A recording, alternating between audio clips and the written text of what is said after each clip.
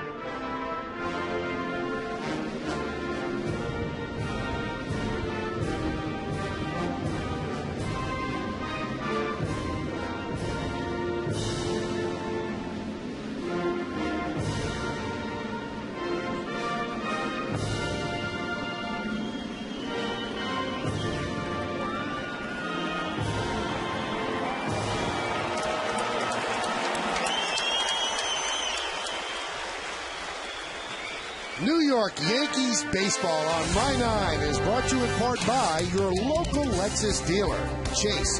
Now with over 15,000 ATMs nationwide, Chase, what matters? And by Kia Motors. To learn more, visit kia.com.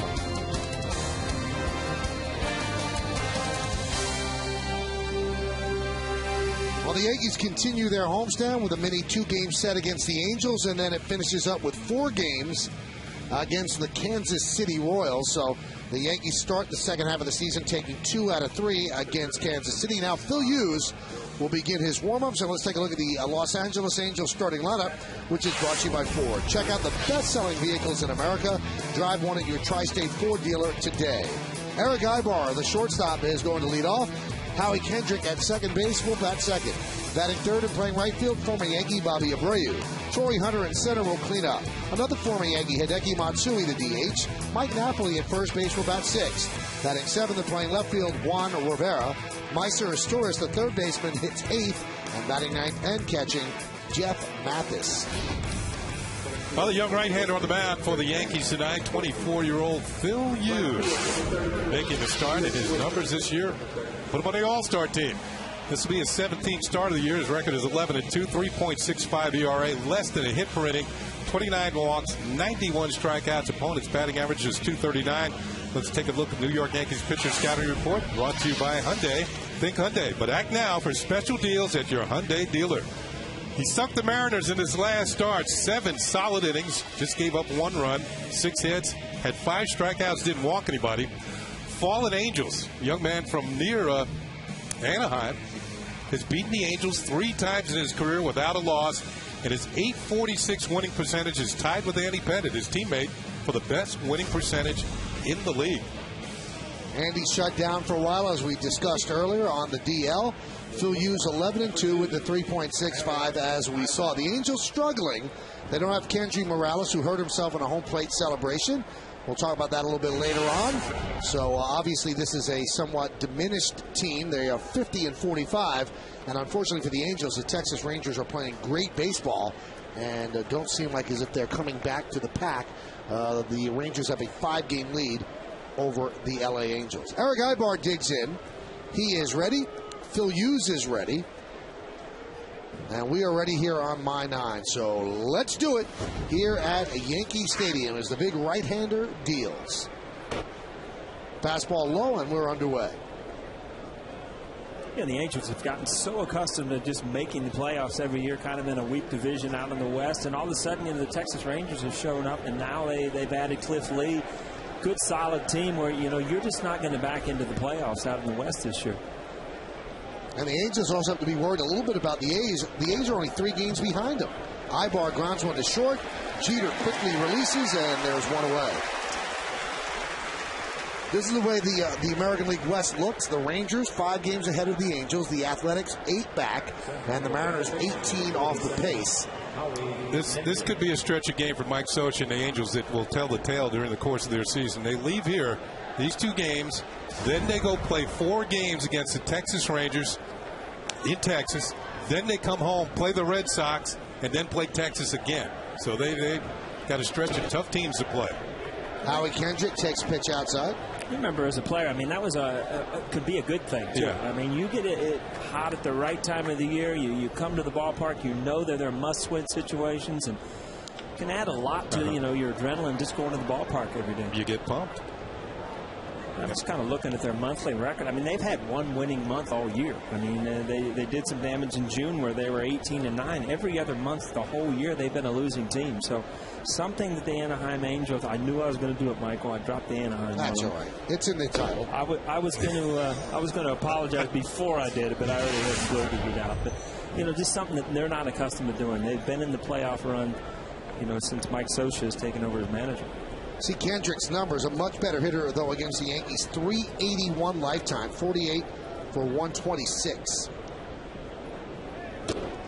When you hit that well against a team, it seems that when you play them, no matter how you are hitting, you're going to hit well. It's so weird. It becomes a mindset, doesn't it? When you have been hitting poorly, they come to town, they get you going. Right. Or if you've been hitting pretty well, you hit even better. You don't even want to think about the vice versa teams. The teams you don't hit against, no matter what you're doing. And that one hits Phil Hughes. He scrambles after it and flips to Teixeira. Now they have to see if Phil Hughes is okay. Looks like he's fine. Well, Phil Hughes is about 6'4", 240 pounds, so you might want to check the baseball and not him. Like it got him on the calf. Yeah, made out of granite.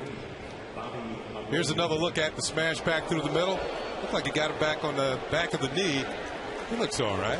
The thing is, as a hitter, I always put myself in the position of a hitter. And as soon as you hit that ball and you see it ricochet off the pitcher, you watch his reaction and you hope that he can't find it, because then you can hustle down and get away. And as soon as you see him get that good line on the ball, you know you're done. Tonight's closed captioning brought to you by your local Lexus dealer. So Joe Girardi and trainer Gene Monahan took a look at Hughes. He says, I'm okay, and he stays in. So he retires the first 2 Angels. Here is Bobby Abreu. I used to point in the opposite direction. It's over there, yeah. Uh-huh.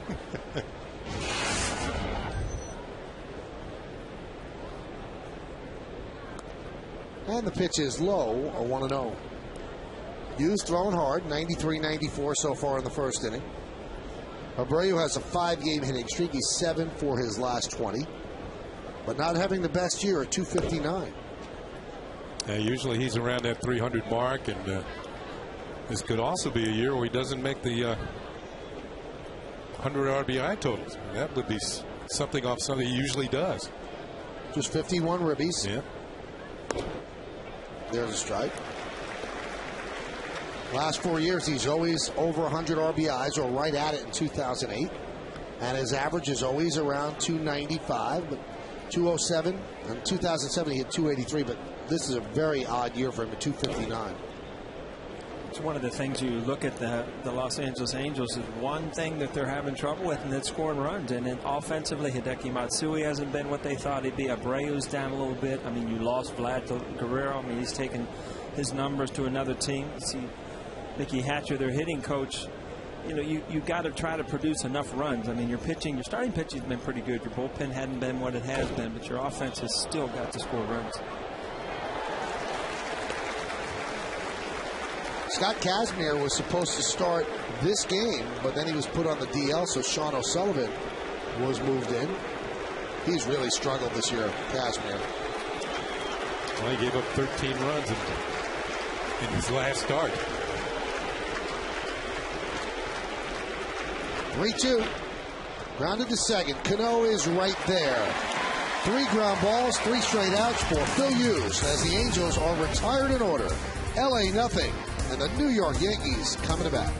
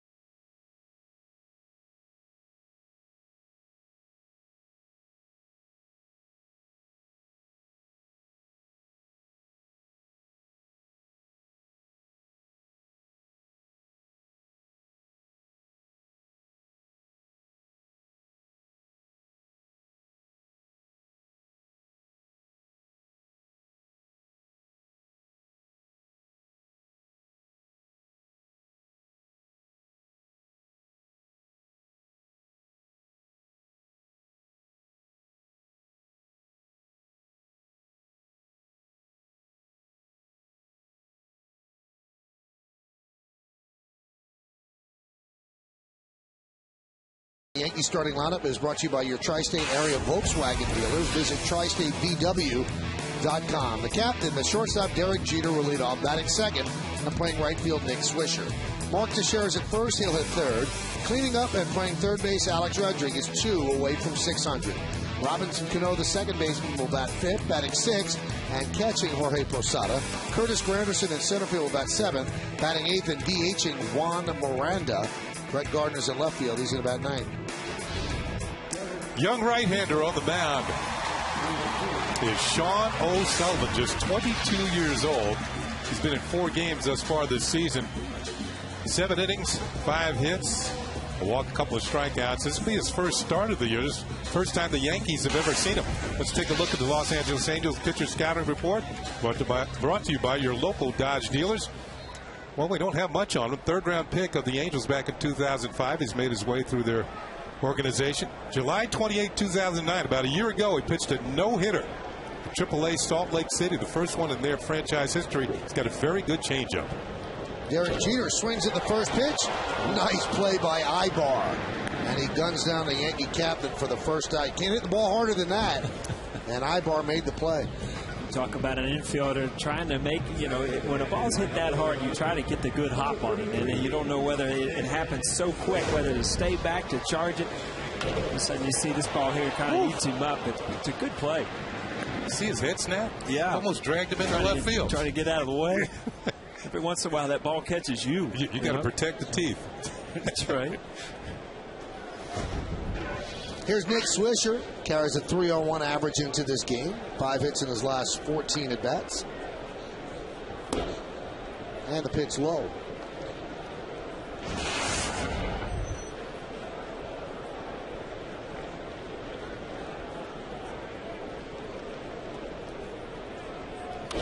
That one's driven deep to right field. There it goes. See ya.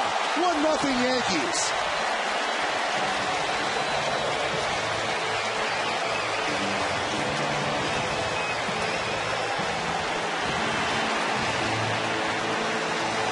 You talked to the scouting report. He had a very good changeup, which to me means that you better spot your fastball pretty well. And you'll see this fastball gets a lot of the plate.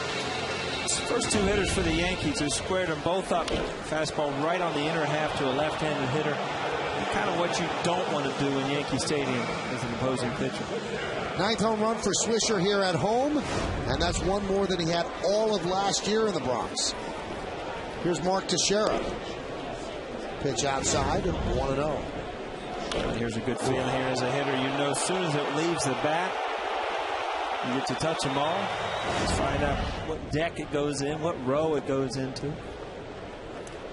O'Sullivan actually pitched for the Angels 4 different stints with them last year for a total of 51 2/3 innings. In those 51 2/3 innings, he gave up 12 home runs. So he's a frequent flyer. Count 2-0. Now 2-0 is not a good count for O'Sullivan. He ends up throwing ball 3. Opponents are hitting .541 when O'Sullivan falls behind 2-0. 20 for 37. And there's a strike. Michael, before the All-Star game, you saw a lot of the, and you do every year, people that had good numbers and they were snubbed from the All-Star game. And in your mind, Nick Swisher, he's one of the guys that was missing on that team, obviously. Well, he was missing on the original team, and then they voted him on, so he did get the chance to go. And he didn't mind that he got that way. He was voted on by the fans in the vote, so he felt very, very good about being there, even if it was in that initial vote. New York Yankees baseball is broadcast in Spanish. It's available by hitting the SAP button on your television. SAP is brought to you by Toyota. There are many reasons to buy a Toyota, and now's the perfect time to get yours during Toyota's national clearance event. Here's Alex Rodriguez. He is 2 homers away from 600, and if he wants to hit a couple of homers, the Angels are the team. 67 lifetime home runs against the Angels. O'Sullivan deals. Strike. We went over in the pregame, Michael. He might as well get those 2 out of the way, huh? Why not? He had a lot of trouble going from 499 to 500. Yeah, I remember that. And that's something that Joe Girardi spoke about before the game. He's worried about 599 to 600 because you're starting to try. When you try to hit home runs, they They always say it's tough.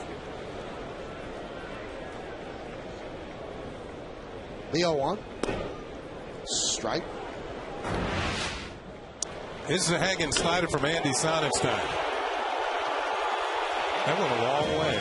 You almost saw Alex say, wow, when I hit that one. As a hitter, you know when you get complete extension on the baseball, hit it in the right spot. 427 feet later. The 0-2. Look out. And the count 1-2. Go back to Nick Swisher and Kenny. You know, when I made the All-Star team, when you made the All-Star team, there was no extra voting in, and I just wonder, because Joey Votto, I'm from Cincinnati, he was voted in also. When I saw the interviews, how ecstatic he was just to get there. And Michael, you said, you know, he was happy also. But is there something in a player's mind that, you know, I should have been on this team anyway? You know what I'm saying? Well, there was no internet when I was playing. No. There's still no internet in my life. Don't worry about it. I don't know how to use it. Now, speaking of RBIs, tonight's league leaders are brought to you by New York Lottery Powerball. With Powerball and Mega Millions now, you have 4 days a week to win, play big, play both. 73 ribbies for A-Rod, despite the fact that he's hitting 272, and he's 9 behind the leader. Here's the 2-2. Driven into right center field. That is a base hit. Cutting over is Abreu, cuts the ball off in the gap. Alex Rodriguez going for 2. And a hustle double for Rodriguez as Teixeira advances to third. A few weeks ago when A-Rod had that injury, he wouldn't have tried for second. He would have held it first. But you can tell he's feeling better, and it's been a couple of weeks now that he's been running with much more speed. Here's a pitch, hanging breaking ball. He's lucky he got that back. Lucky it stayed in the park. Good hustle by Abreu. Bobbles it momentarily, and the throw is cut off by Kendrick, and there's no play at second base. A-Rod hustles in with a double, and the Yankees have 2 runners in scoring position. There's the follow through. Good swing, head down. Elbow drops into the right side, and it's headed for the gap. Gap City in right center. Yeah, we showed that replay of his 490 or 598th home run, and it's about the same pitch right there. He just didn't pull that ball, kind of came inside of it and just shot it to right center. Well, they're going to intentionally walk Cano, and they will pass the baton to Posada with the bases loaded. So they're trying to set up the double play, and they don't want to mess with Cano, as had such great numbers all year. This will be the 8th time that Cano's been walked intentionally, and that leads the Yankees. You know, they talk so much about who was going to protect Alex Rodriguez in the lineup. Well, Cano provided that protection. Obviously, with 8 intentional walks, there's not much protection for Cano in the Yankee lineup, because now Posada has to make the Angels pay for walking Cano.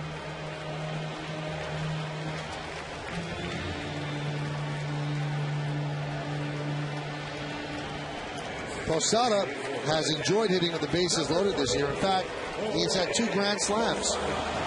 Now this is against Houston, and they had a problem on 2 days in a row. Big problem. Those were our games, Michael. Yeah. It brings back old times right there. That was back in June. This is how much respect Cano has gained this year. He has 8 intentional walks, as Kenny said. From 05 to 09, he had 14 total intentional walks. There's Posada. 4 hits in his last 12 at-bats. The bases jammed. Yankees were to lead 1-0 on the home run by Swisher.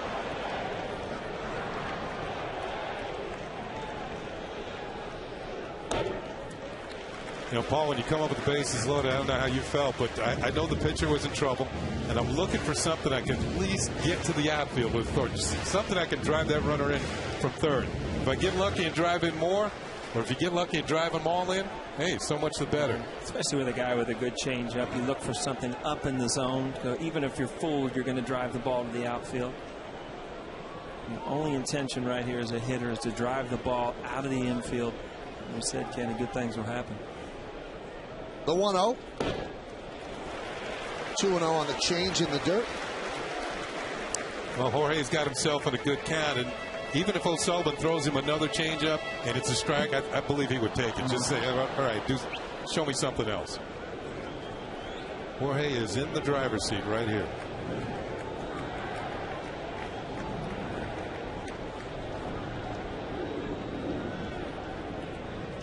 The 2-0. Rolled over on that pitch in the count 2-1. And another changeup. Before the game today, Jorge was in the cage down in the tunnel, just hitting baseball off the tee, and he was just practicing, hit the ball right back through the middle. One right after the other.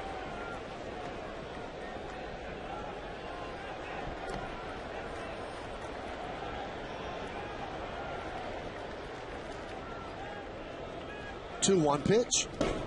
3-1. There's no place to put Posada. 2 straight changeups. Four. Yeah. He's got a lot of. Yeah, every fastball he's thrown has got hammered. So and then he hung a slider to A-Rod. So you as a catcher, you're like, we're in all kinds of problems here. Bases loaded. Teixeira, A-Rod, and Cano, third to first. At the plate, the veteran Posada. Yankees lead a 1-0. The 3-1. Grounded right side. Fielded there by the second baseman Kendrick. They get one. 1 run scores. Throw to third. A-Rod's back. So an RBI for Posada. And the Yankees lead 2-0. Well, good break for the Yankees, bad break for the Angels. I mean, you got what you wanted as a pitcher. You got a ground ball. It just so happens it wasn't at anybody. Didn't have time to turn 2.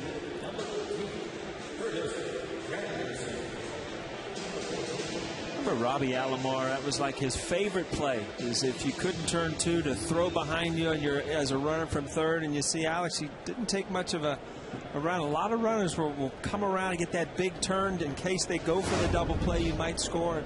Good play on the behalf of the shortstop. Here's Granderson, first and third, 2 outs now. Posada with his 34th ribby. And there's a fastball low. Count 1-0.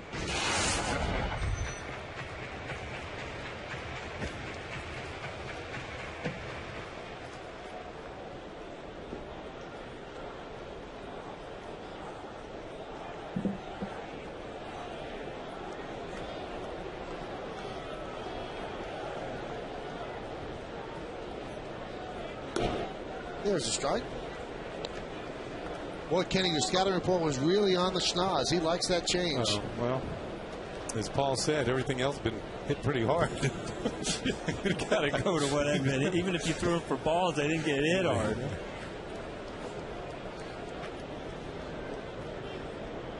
1-1. Dribbled slowly at the first baseline, but it's a foul ball. Another changeup. Yeah.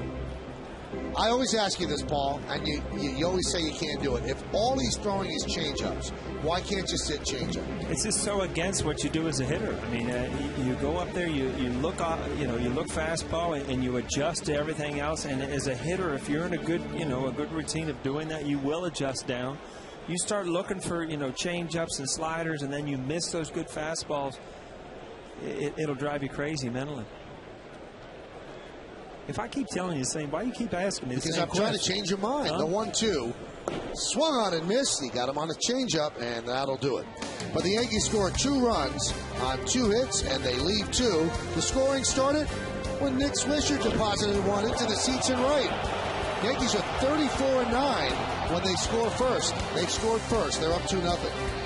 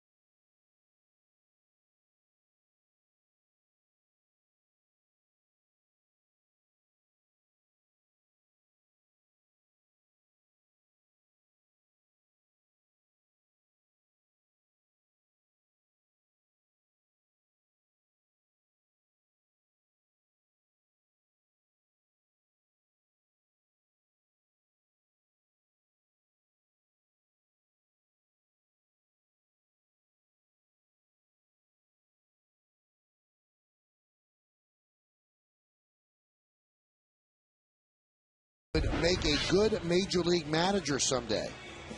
Is it A, Jorge Posada, B, Jason Varitek, C, Mike Napoli, D, Pudge Rodriguez? Text A, B, C, or D to 70377 or go to my9tv.com. Find out the results right after the game. It's Take on Russ, brought to you by Toyota. You know, Michael, I'm going to just throw this one out there, but I don't think Jason Varitek's going to get a lot of votes from this crowd. What do you think? I think you're right, but they might be wrong. He might be a great manager. Yeah. Torrey Hunter takes a pitch outside.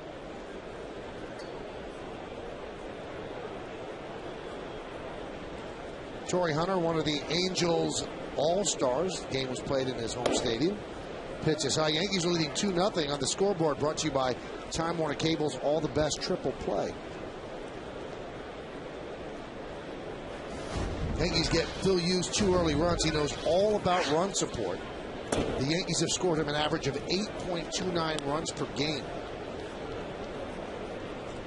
You got to have a feeling that's one of the top totals in the league.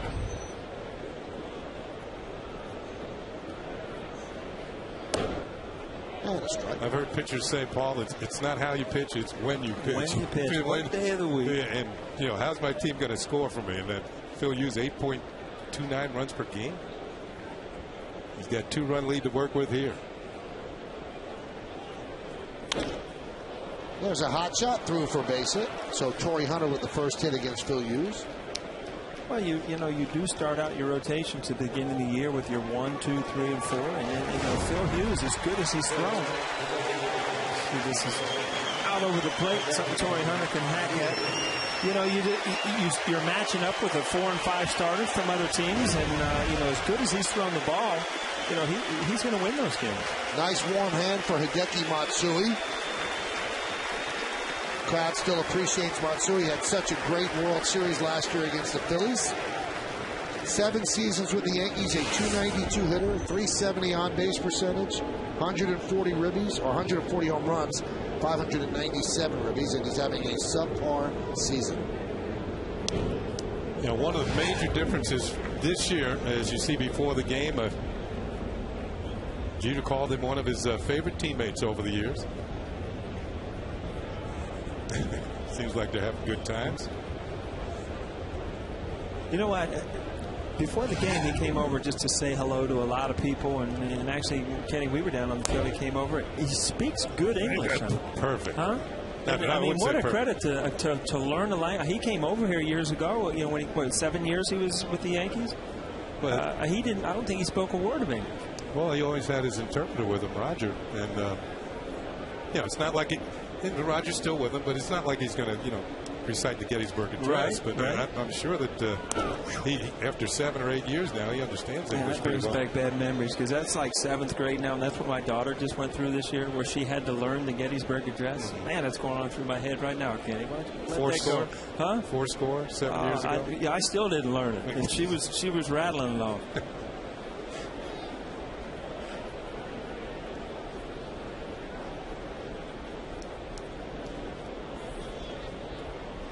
I think a lot of the Japanese players very shrewdly employ their interpreters, even when they know English, because it's more difficult to interview them. It gives them time to think about the answer even more, because you've heard the question in English, and you could be processing an answer as your interpreter is giving it to you in Japanese. Because bottom line,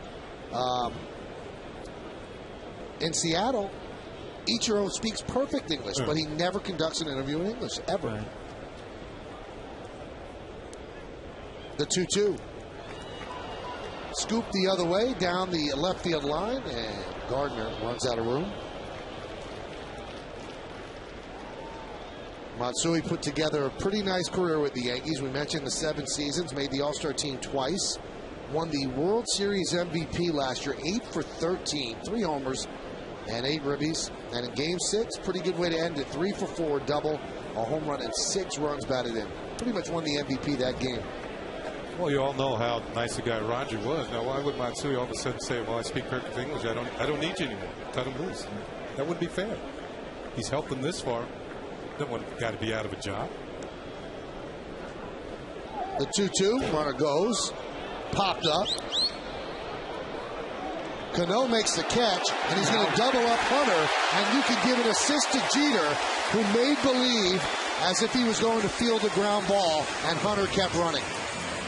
Yeah, one of the dangers of trying to steal or being on the move without checking to see what happens with the baseball, I don't know, it looks like Hunter saw that. Finally, he saw that Cano was going to catch it, but it's way too late. He's out by 30 feet. Yeah, I think it's Reed right there. I think it was Reed and Granderson. Yeah, he thought he had more time to get back to the base, and you could tell immediately. You could see, there's his English. Get back, would you?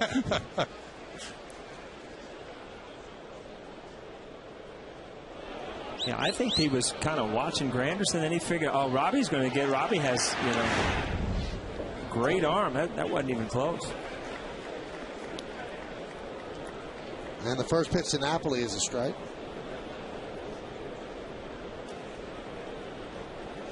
Kind of an unconventional double play. The old 4-3. Oh, Kendrick Morales out of the lineup, out for the season. Mike Napoli's taken over at first base. Now, he's a catcher by trade. He's leading the Angels in home runs with 16, but they really miss Kendrick Morales. Good solid hitter. He was their team MVP last year. Drove in over 100 runs and injured in a freak accident celebrating a game-winning walk-off home run. And the Angels and a lot of teams rethought their process of walk-off homers after that. Celebrations are much more muted at home plate. Driven the other way and out of play. And this is how Morales hurt himself. So this is a classic case of ecstasy to agony in just a moment. Oh, that's awful. Oh, he broke his leg. Oh, man, that looked ugly. And they really miss him. Napoli's done a nice job, but he's not Kendrick Morales. Well, Morales, number one's a switch hitter. And also a pretty good defender. Yeah, and he hits close to 300, if not over. That's what they've done in his absence. 264, 6 homers and 24 ribbies. And Napoli with a hard single to left field.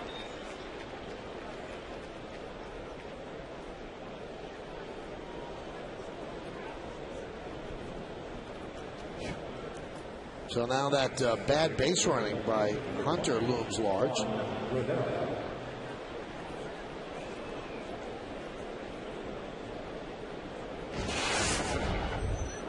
And here's Juan Rivera, former Yankee.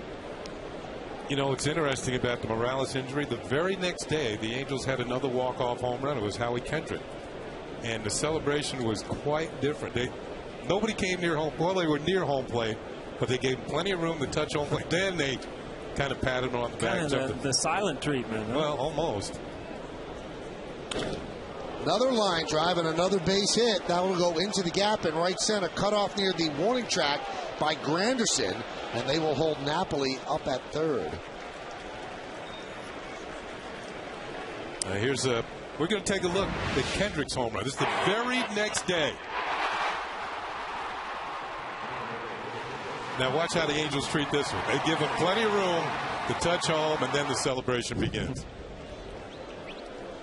And a lot of teams rethought the way they celebrated the walk-off homers, and you can't blame them. You talk to Angel people, they say the fact that the players around home plate really didn't have anything to do with it. He jumped up in the air and he just landed awkwardly. Nobody touched him. He landed kind of sideways where you would turn your ankle, but instead the leg snapped. Yeah, there was not much room for him to get through the pile to touch home plate. First and third, 2 outs. Here's Meiser Esturis.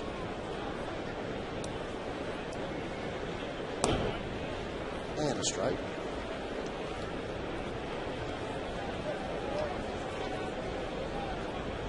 Now with Kendrick Morales, they're saying that he's out for the remainder of the year. They're holding out a little hope that maybe he's back at the end of September, but in all likelihood not. Now this is a spot where Phil Hughes has not been great this year. He's 11-2, we told you that, but opponents are hitting .421 with 2 outs and runners in scoring position against Phil. That's 16 for 38.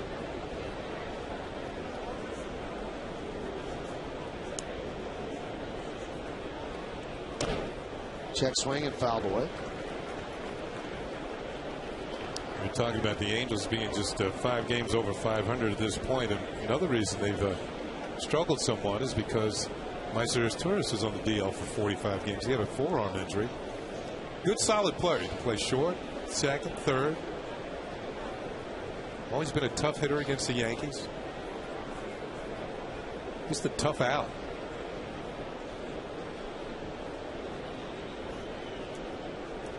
One. Hot shot up the middle and a base hit. That'll score Napoli. Rivera moves to second. RBI single for Torres, and the Yankee lead is now 2-1. Okay, you mentioned a couple of times Kendrick, unbelievable numbers against the Yankees. Torres. Sean Figgins, who's gone now, had unbelievable numbers. Guerrero, and that just adds up to guys that, you know, that's why the Angels did so well against the Yankees. The Yankees have had trouble beating them when they needed to.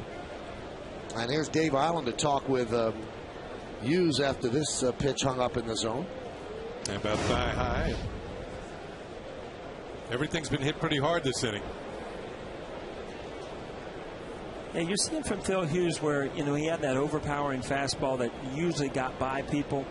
You know, I watched Napoli. I mean, he got a good fastball out over the plate. I mean, guys are hitting that ball now. It's not getting by him. And, you know, that curveball is just hanging a little bit at times. He said his last outing in Seattle, he threw the ball really well. Good, sharp breaking ball. But, you know, you get into the point of the season where, you know, you lose a little velocity on your fastball, a little hop on your curveball, and all of a sudden, you know, a lot of these balls that you're used to getting by people end up rolling out in the gaps.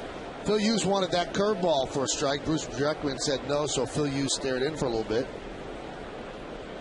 Hey, if you really break down Phil Hughes' season, you know, we said the Yankees score almost 9 runs a game for him, and that's part of the reason that he is 11-2, not taking anything away from him. Break it down. First 6 starts, he's 5-0 with a 1.38. In his last 10 starts, he's 6-2 with a 5.08. So he has not pitched that well after a great start. He drops that curveball in for a strike. He's just gotten a lot of run support.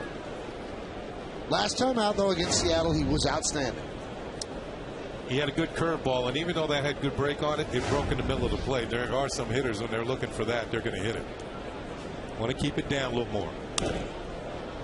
Michael's looking for that. He's told me over and over. Did you hear his question? Well, if you know the guy has a curveball, why don't you look at the curveball? Because then he's going to throw you 3 heaters right down the middle, Michael, and you're going to be sitting down. I get it, but O'Sullivan is throwing 8 out of 10 pitches as changeups. Now, you know that Tino would sit on a changeup.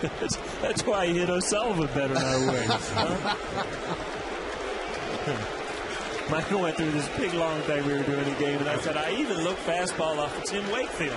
He said, did you ever get it? I said, I got one, and I was ready for it. Yeah. He could not hold up on that fastball on the inside part of the plate, so Mathis down on strikes. 1 run on 4 hits, and 2 runners left on base. We go to the bottom of the second. 2-1 Yanks.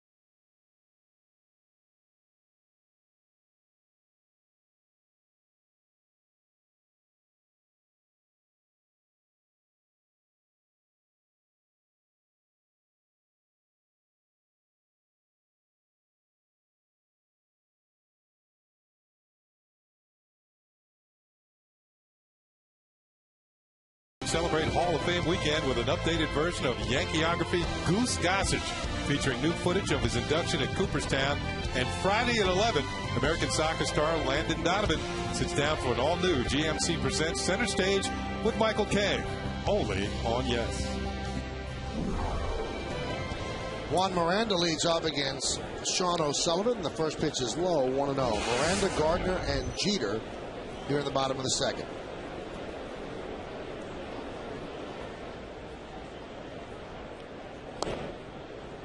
Count 2-0.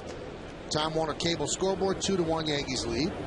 Angels had 4 hits that inning, and you wonder what would have happened that inning if Torrey Hunter had not been doubled off, but that would be subscribing to the fallacy of the predetermined outcome. Maybe the inning breaks down differently. There's a ground ball to first. Napoli is there, 1 away. You did that center stage before or after the World Cup? After. After? Yep. It was good. Paul, we haven't seen you in a couple weeks. Everything all right? You doing okay? Going. Yeah, family good? All together. We're all over the place. Yep. How's your golf game? Good? Non-existent. I'll tell you one thing. It's hot all over the country. It's just not this booth. It is hot all over the country. Here's Gardner. And there's a strike.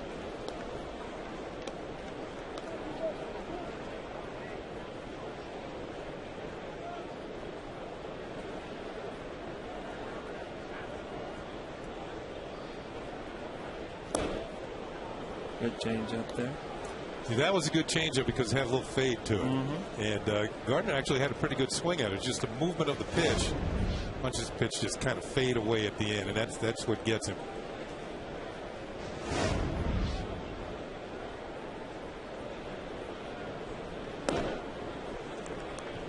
Remember those guys with the real good changeup. If you swing through and you almost, I mean, it hurts your elbow. Lock your elbow up, yeah. You kind of snap your elbow because you're so ahead of it. Pedro had one like that. Who was the best changeup you remember? Oil Can Boyd had a good one. Yeah. Dick Pole had a good one. Oil Can had a good breaking ball, too. Big old Ephus pitch. Dick Pole, when he became a pitching coach, taught his changeup to CC Sabathia. That's where CC learned his changeup. Of course, CC's at 89 miles an hour. Right. The 2-2. Strike 3. Gardner down looking.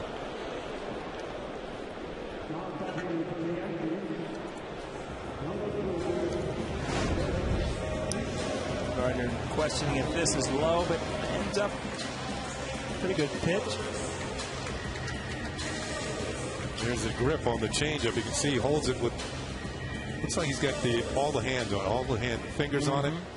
There's different ways of holding the changeup, but it looks like he's got the full 5-finger grip on it. And what that does, it means even with the same action, the ball won't come out quite as fast. You know, by holding it back in your fingers, it doesn't matter where your arm speed is, the ball kind of slips out and you cannot get the same velocity. But that's the key to a good changeup is the arm speed. If you know, back in Little League when everybody slowed their whole motion down, everybody can hit that changeup, but it's when that same arm speed and then the ball doesn't get there as quick as a fastball. You know, but every once in a while, pitchers would tip their changeups because they get to the top of their delivery and you can actually see the fingers on the ball, and that would make me sit back a little longer as a hitter, thinking, okay, this is not coming quite as fast. I'm just going to lay back here in the weeds and then jump out and get it. Count 1 and 2.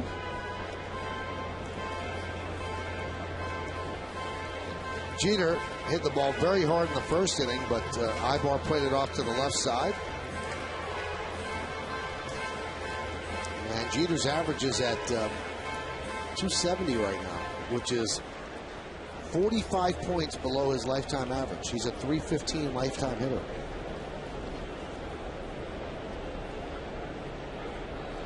The 1-2, swing and a miss on that change, and O'Sullivan comes back with a strong inning as he picks up 2 strikeouts and retires the Yankees in order. Let's go to the third here at the stadium.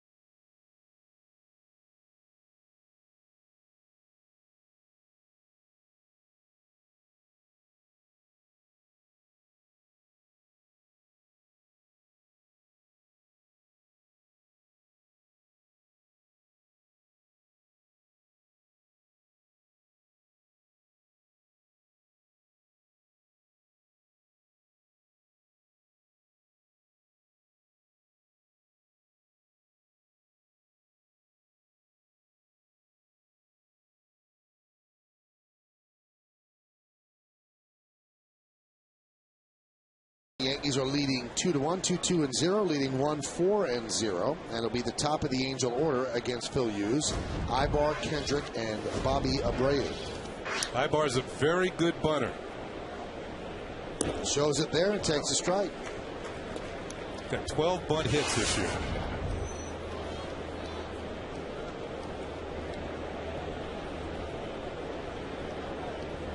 Got a quiz coming up for Paul O'Neill and Ken Singleton in just a moment.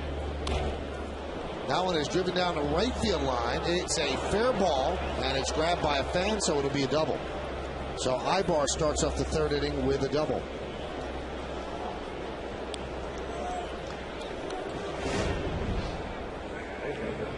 The ball gets in on him, but you know, when you keep that ball fair, good things are going to happen down the line. And not hit too hard, but stand up double. Good one-hander by the fan. Another pitch about belt high though. Right now, here's Howie Kendrick, and you see one more look at the ball staying up and out over the plate. That's right there. You throw it at the Paul O'Neill, you're not getting it back. Yeah. This day and age, you get it right back from the catcher. Strike point. All right, so we talked about how Kendrick, coming into this game, a .381 lifetime hitter against the Yankees, and you guys talked about how you feel better when you beat up on a team. All right, Kenny, you first. The best average you had against any team? Seattle. I was going to say Seattle. You love that Kingdom, didn't you? Yeah. 341.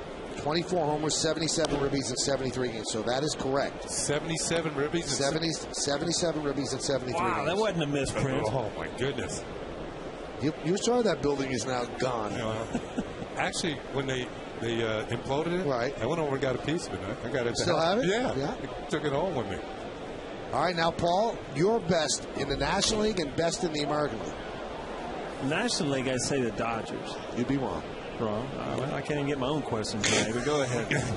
You hit 344 against the Padres with 8 home runs. All right, how about the American League? American League, I'm going to say Texas.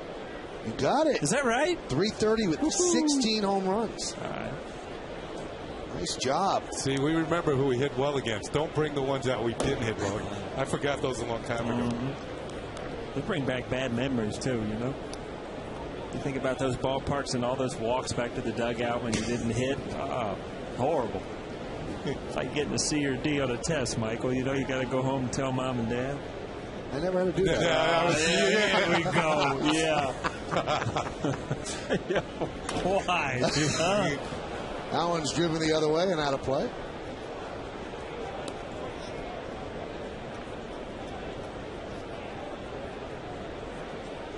Give me those stats. I want to take those home. You got them. You should frame those babies. It's a lot of ribbies. I'm going to take them to Seattle next time I go there.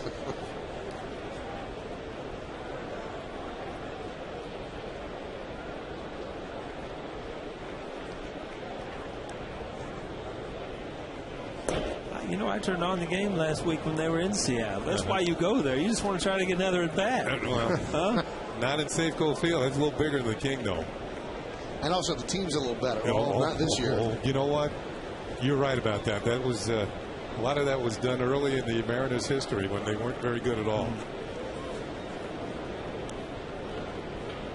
3-2. And Kendrick walks. Well, as we move along here in the third, I'm going to take a look at the out-of-town scoreboard brought to you by Mazda. Zoom. So we'll take a look at those as we move along. Baltimore leading Tampa 3-1, top of the third inning. I was talking to Joe Girardi today before the game. He and Dave Island, who was right next to him. And the job they did on Sunday, piecing that game together after Andy Pettitte left. I mean, they had 6 2/3 innings to fill. And the bullpen was pretty good. Robertson an inning and 2/3. Chano Park an inning and a third. Boone Logan an inning and 2/3. Job an inning 2/3. And then Mariano one pitch. A third of an inning.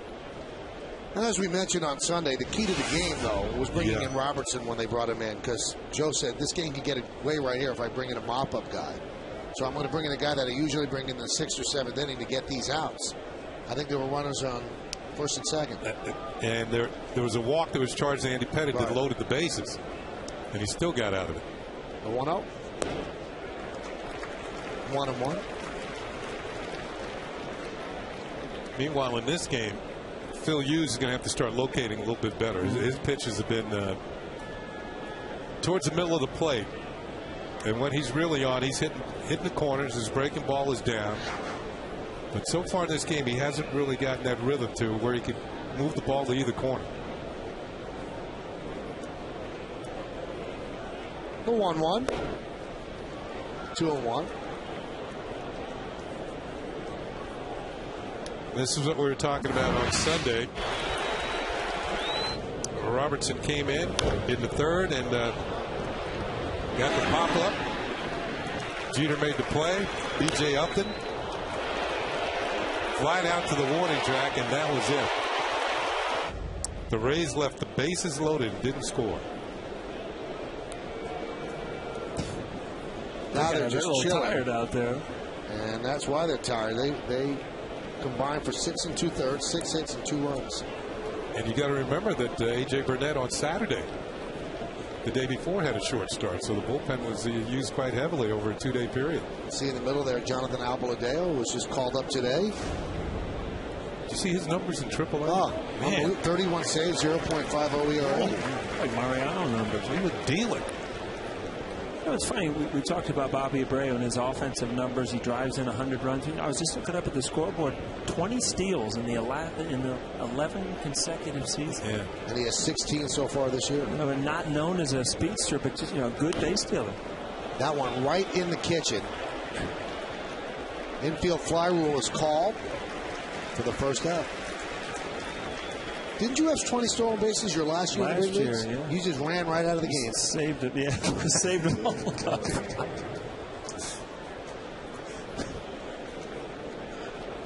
Michael pointed out that was one fewer than I had my whole career.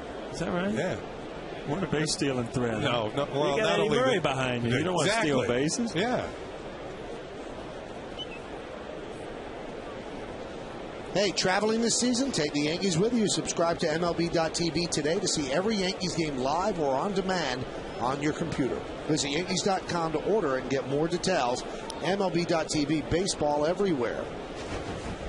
Just think, if I had stolen second base and they walked Eddie Murray intentionally, Earl would have walked out to second and pulled me off the field. Here's Torrey Hunter. Fouls it back.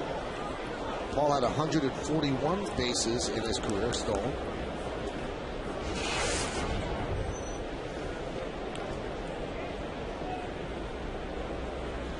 Were you still batting third your last year?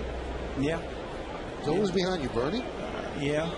There were times that, against lefties and stuff that Joe would switch it up a little bit, but for the most part. Fastball's outside. Well, Hughes thought he had another strike. You can see his disappointment not getting the call, and the same with Posada. It's close, but I think it's off the corner. Yeah, you can see that it's off by about a ball. But he can't seem to get the ball to the corner. He's either missing by a little bit, or then he comes back towards the middle.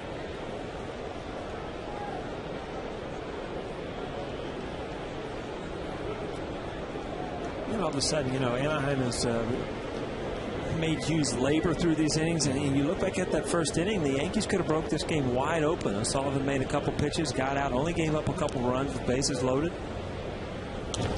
Ground ball up the middle and through for a base hit. That's going to tie the game. Ibar scores. Moving to third is Kendrick. It's an RBI single for Hunter. It's a 2-2 game. One thing I've noticed about Torrey Hunter over the years, he's a very good breaking ball hitter, and he likes the ball out over the plate. That was a breaking ball out over the plate. And I think you're doing, that's a pretty good pitch. But you're right, especially late in the count. Some guys look breaking ball like Michael. He's always looking for the breaking ball. Manny Ramirez, in my mind, was a breaking ball hitter later in the count. He looked for that slider, and you were better off throwing that fastball to him with 2 strikes. Most pitchers try to get the strikeout, especially with men in scoring position. But that's a ball out off the plate, breaking ball. Torrey Hunter had no problem getting into it, driving it up the middle. Yeah, another pitch that was kind of thigh high, too.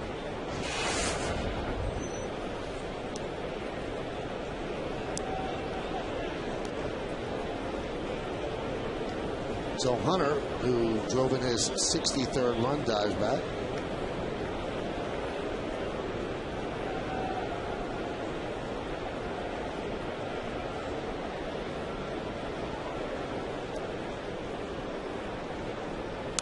Matsui grounds one right back to Hughes. There's one. On to first, it's a double play. Matsui is hit into 2 double plays, both distinctly different, but still getting 2 outs each time. But the Angels tie the score, 1 run, 2 hits, and 1 man left. 1, 6, 3.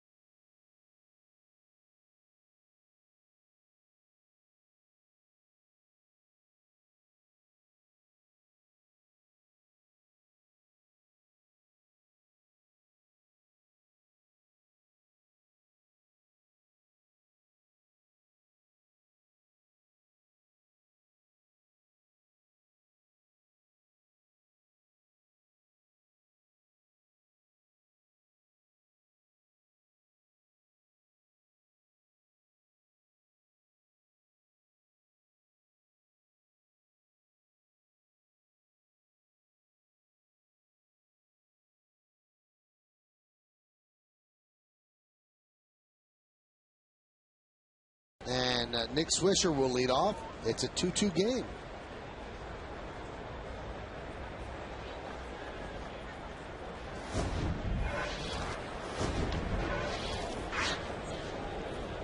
Nick Swisher homered in the first inning. And there's a strike.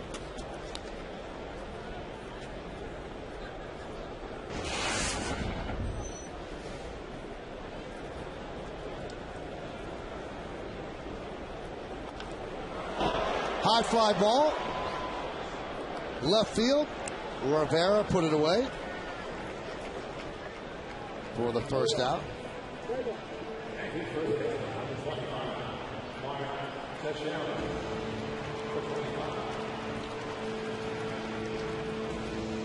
Didn't Rivera, I mean, talk about kind of a freak accident. We were talking about Morales earlier. Didn't Rivera run into a golf cart when he was here? Like shagging fly balls or something? I think he might have been with the Angels then.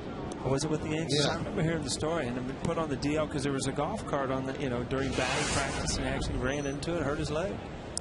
I know he broke his leg in winter ball. Wow. And missed quite a bit of time the next season. Now you're making me wonder if it was with the Yankees. I think it was, yeah. Yeah, it was. It was with the Yankees when he ran into the golf cart. Last time one was on the field, I guarantee it, during batting practice. Huh? It was in 2002. That's the kind of thing that would kind of chat George Steinbrenner. Yes, I would think so. Ground ball to first, and Teixeira is retired. Now, Paul, you obviously were on the show that we had the day that George Steinbrenner passed away. First time you've been on the broadcast. I know that you had a really good relationship with him. Well, I mean, I was shocked. I was at home. I was shocked to hear what had happened, that he had passed. And, immediately a lot of memories flood into your head. And, I loved it when he came into town and he went through the locker room and you made eye contact. It almost, it gave you a shot of adrenaline that, this is a must win, an important win.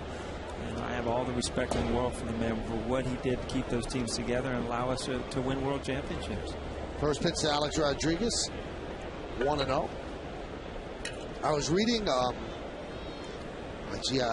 love to give the correct credit. It was an interview with Brian Cashman. It was either in the Post or the News. I think it was in the Post. Joel Sherman wrote it. And he asked Brian Cashman, when was George Steinbrenner the happiest that you ever saw?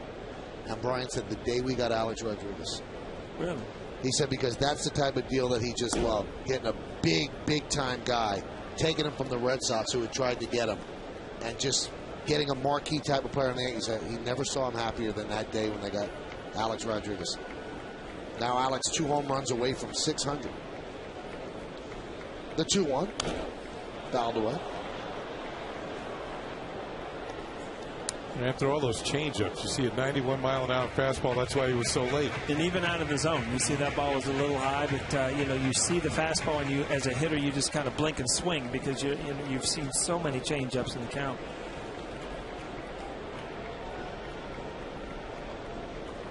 Another one coming in. Fights it off, and great grab there by Napoli, and he flips to O'Sullivan, who finds the bag for the final out. So we're now 8 in a row retired by O'Sullivan. We played 3 here at the stadium. A nice play by Napoli ends the bottom of the 3rd.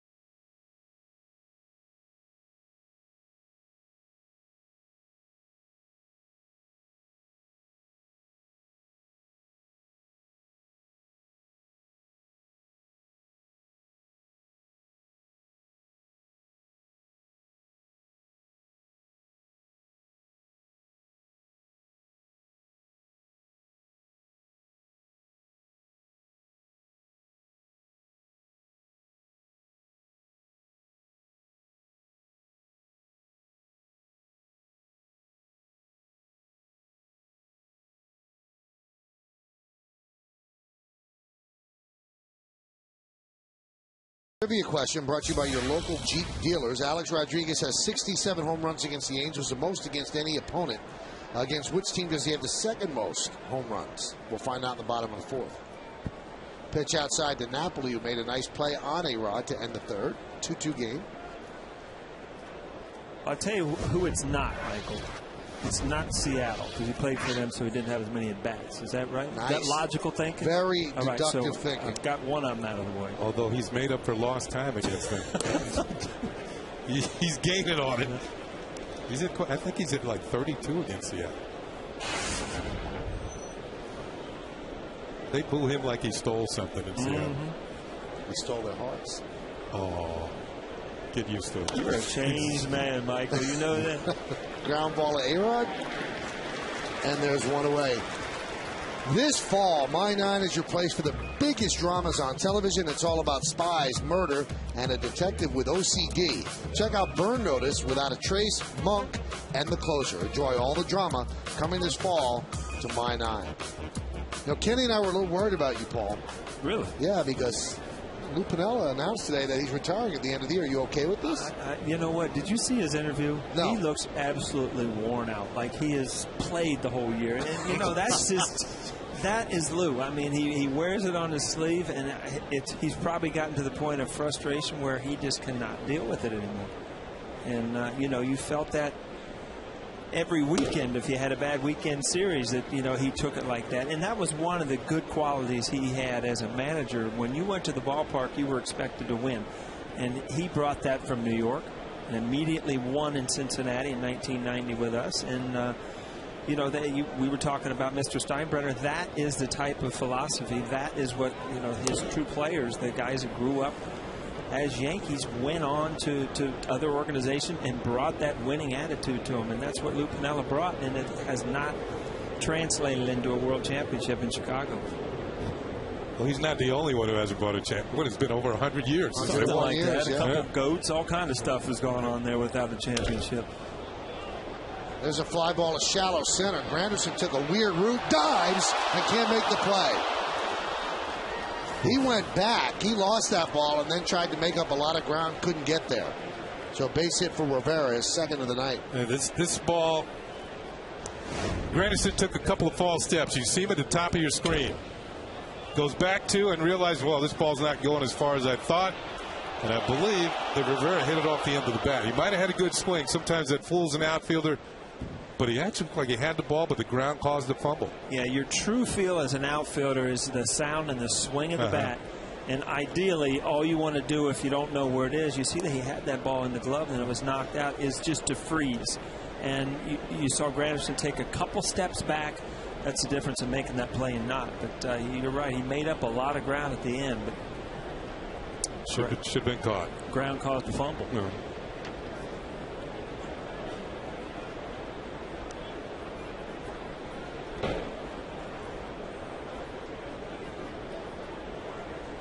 Now you mentioned Lou Piniella's connection with George Steinbrenner. Lou was here when George Steinbrenner bought the team. The previous year, he had come over from the Royals for relief pitcher Lindy McDaniel. It was a great trade for the Yankees. 1-0. And there's a strike, and Piniella had long hair. So the first spring training, George Steinbrenner called Piniella into the office and said, you got to cut your hair. That's the rules. Piniella said, but Jesus Christ had long hair. So George took him outside, showed him a body of water. He goes, I tell you what, Lou, you walk across that water, you can keep your hair long. Lou got it cut the next day.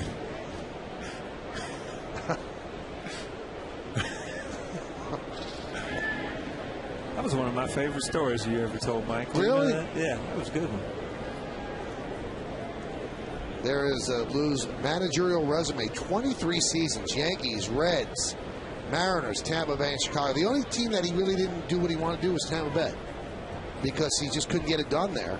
Won a championship with Paul's Reds in '90. A couple of Manager of the Year awards. But you know what? Everybody said he fell with the Cubs. He took them to the playoffs. And the last couple of years, it's kind of fallen apart. But he did it right away, what he was supposed to do, but just didn't complete it. If you look at that Seattle team, that was probably one of his most disappointing teams. But they win 116 games in the regular season that year and end up losing to us in the playoffs. So those are those years that we always worried about as players. You have great years, but unless you win the World Series, they're kind of forgotten about.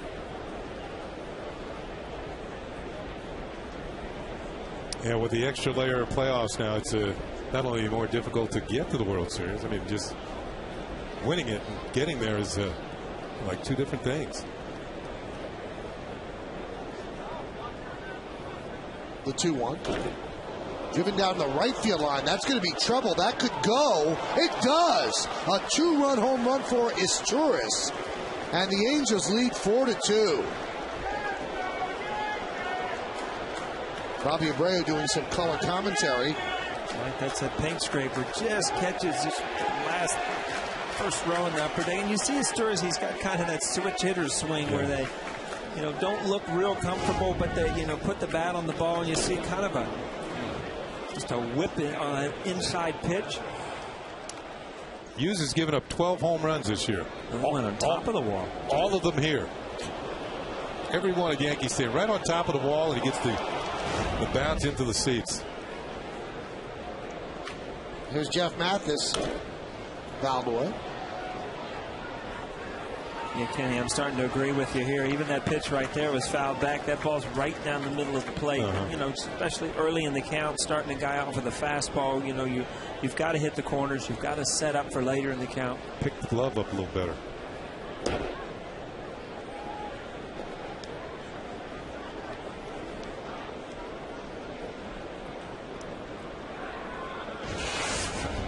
Goes to show you, Hughes has a pretty good fastball, but when you miss with it to the middle of the plate against major league hitters, they're going to hit it, and usually pretty hard. There's some guys turning around Nolan Ryan as hard as he was throwing if he got it in the middle. You ever turn him around? Not for the distance. Me neither. I grounded out a couple times off him. Was pretty proud of him, to tell you the truth, early in your career. Fastball swung on a miss. Count 2-2. Are you on his strikeout list? Everybody is. I'm sure I'm on there. Yeah. Got an RBI off of him one night.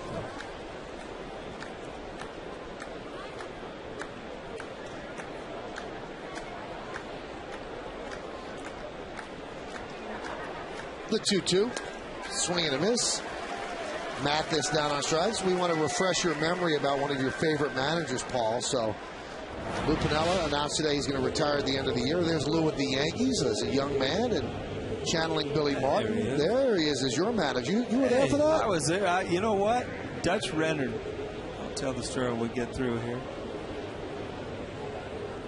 Yeah. He was good at that. Alan Trammell next to him there. But Dutch Renner was the umpire right there. And I remember running to right field after he threw that base out there. And he said, you know, Paul, I might have missed the call, but I can't have a guy throwing bases around the stadium. I had to throw him out. Dutch he was trying to, rationalize things with me. Did you put the base back, Paul? No. But that was on the news for a week, though, I tell you. You know what the amazing part of that story, Kenny, is? That an umpire was so flustered by Lou that he was trying to rationalize with O'Neill. He's trying to rationalize with Paul O'Neill. I had to throw him out of the game. Can't have people throwing bases. High fly ball, center field. Granderson will make the play, and that will do it. 2 runs on 2 hits, no errors and nobody left, and the home run off the bat of Meister Torres just got in on the top of the wall, bounces into the seats. Yeah, it was that close. 4-2 Angels.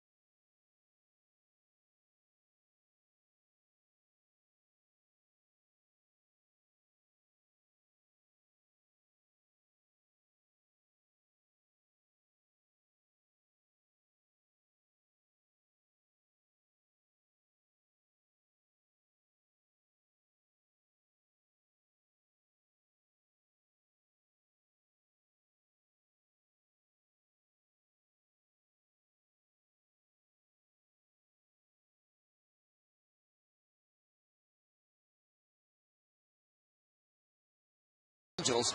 That's the most he has against any opponent. Against which team does he have the second most home runs? I'm going with Oakland A's. No.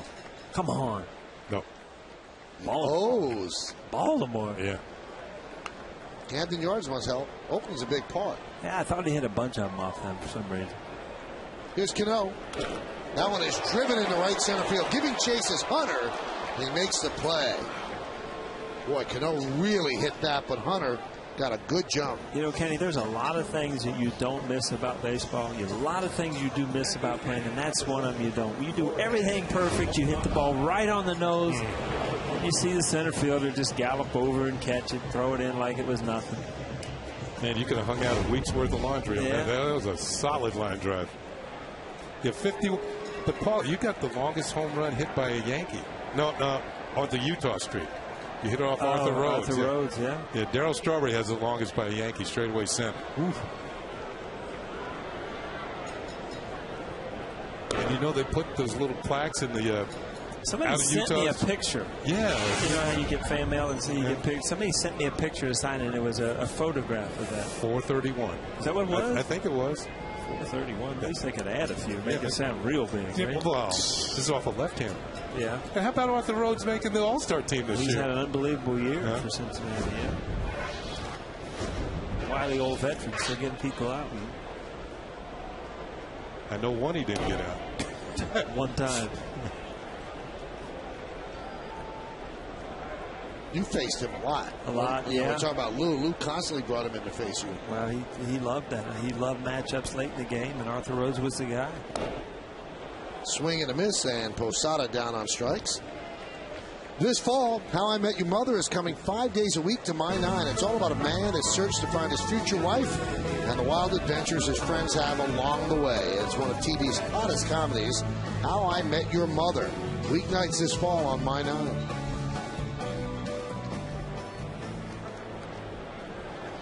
Well, O'Sullivan, who really looked like he was on the verge of getting knocked out of the game in the first inning, has settled down, and now he throws a strike to Granderson.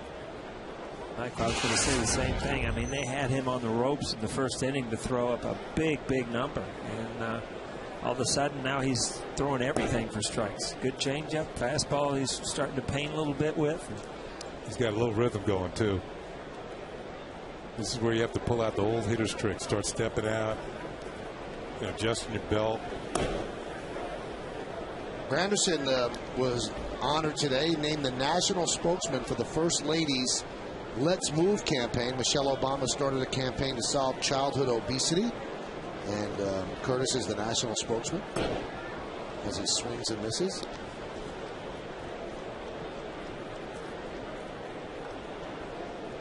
Curtis is great with that stuff. Does whatever is needed when Major League Baseball wants an ambassador, and a great spokesman for anything. He travels the world in the wintertime for Major League Baseball. I asked him about it once. He said, I'm not married. He goes, now's the time to do it. He said, once you get married and have kids, and he said, I don't think you could just be jetting off to other countries whenever you want. Yep, plus it's cold in Chicago in the winter. That's a different kind of cold. That's just not cold.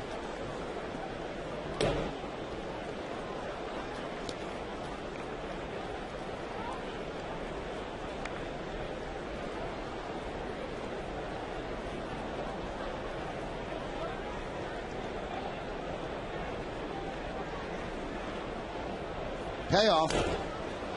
Foul back. Do you have any foul balls in this booth yet this year?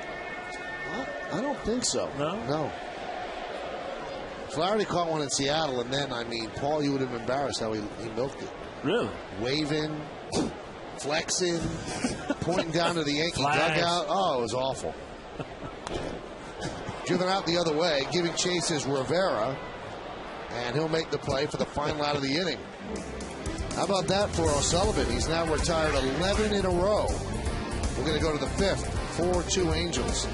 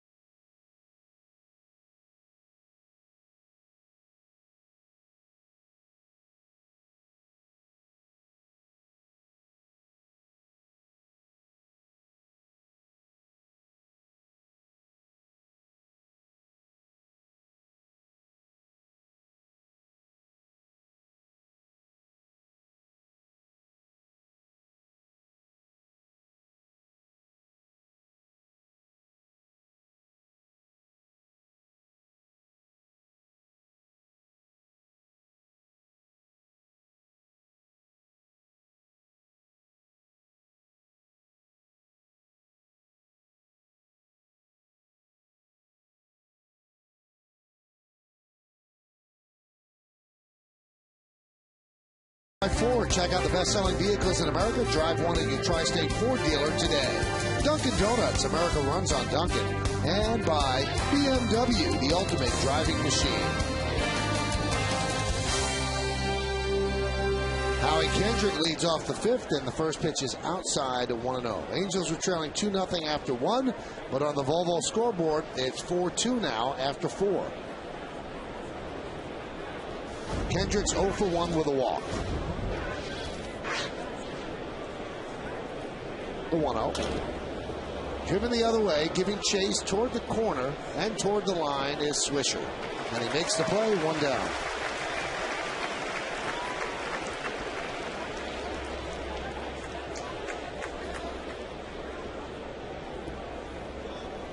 So 1 away, and that will bring up Abreu. There's Andy Pettitte, very disappointed in having to go on the DL with the groin injury, and might miss 7 starts.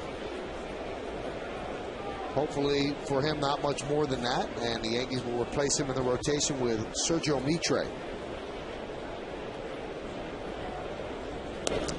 Yankees have only used 6 starting pitchers this year. Mitre made a start for Andy Pettitte earlier this year. Made a couple of starts. Only one team has used fewer starting pitchers. The Rays have used the same 5 pitchers in rotation throughout the year.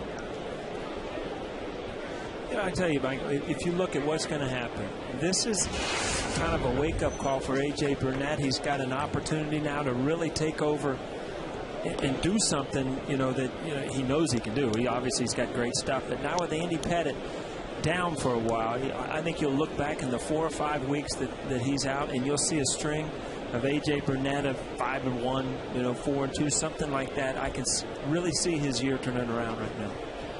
Now, A.J. Burnett over the weekend on Saturday suffered an injury where he let his anger get the better of him, and I relayed the story, but it's better coming from you, Paul. You would get angry if you'd make it out, and Joe Troy pulled you aside, and what did he say to you? Yeah, he called me in the office. He said, I've been through it. You do anything you need to do, but don't hurt yourself. And he would send you right out of the office. And, I don't think there's been too many players that ever put on a uniform that don't have those times where you get so frustrated, you throw things, you kick things, whatever. But in the thought process is never, don't hurt yourself. But the more you do it, obviously, the more you start to have to watch out that, you do remember that you got to take that field in the next 5 minutes. How do you gauge that, though, Paul, if you're getting really angry that you just struck out? I mean, you're angry, but are you still rational enough? Well, I can't hurt myself. No, you really, I tell you what, looking back at it, you really don't. You don't think about anything other than just the frustration of not being able what you want to do as a player for a team, and it just... it's a fine line. There's no doubt about it. Gabe Island on the phone. 81 pitches at this point for Phil Hughes. So Island's going to get somebody up. But you can see that Island not too thrilled the way Phil is pitching. Just read his body language. So Hughes walks Abreu, and that's going to bring up Torrey Hunter, who is 2 for 2.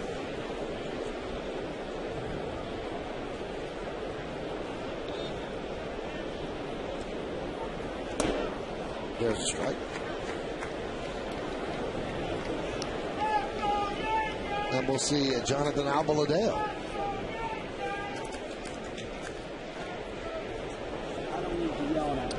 Let's see if they try and stay away from that breaking ball with Torrey Hunter. I mean, he just mashed at his first 2 times up. Pitches out over the plate. The first fastball was in.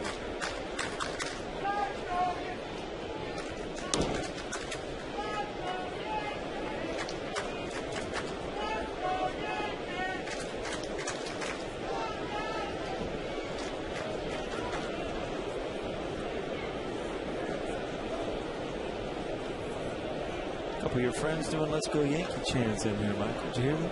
They're loud, I'll tell you that. Watch Abreu at first. Now Abreu goes. The throw to second. Beautiful throw. Nailed it. Great throw by Posada.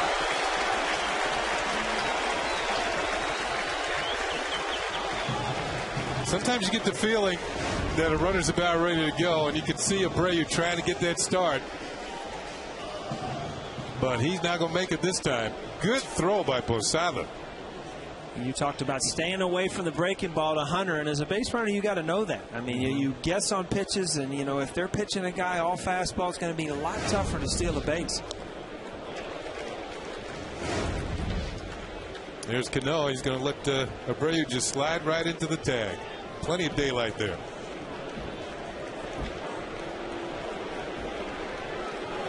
He can put it back in the holster now. And Cano and Abreu were very, very close, so a little laughter between those two. That one's lined to right field, giving chase is Swisher, and he makes the play for the final out of the fifth. At the end of 4.5, we're halfway through. Angels 4, Yankees 2.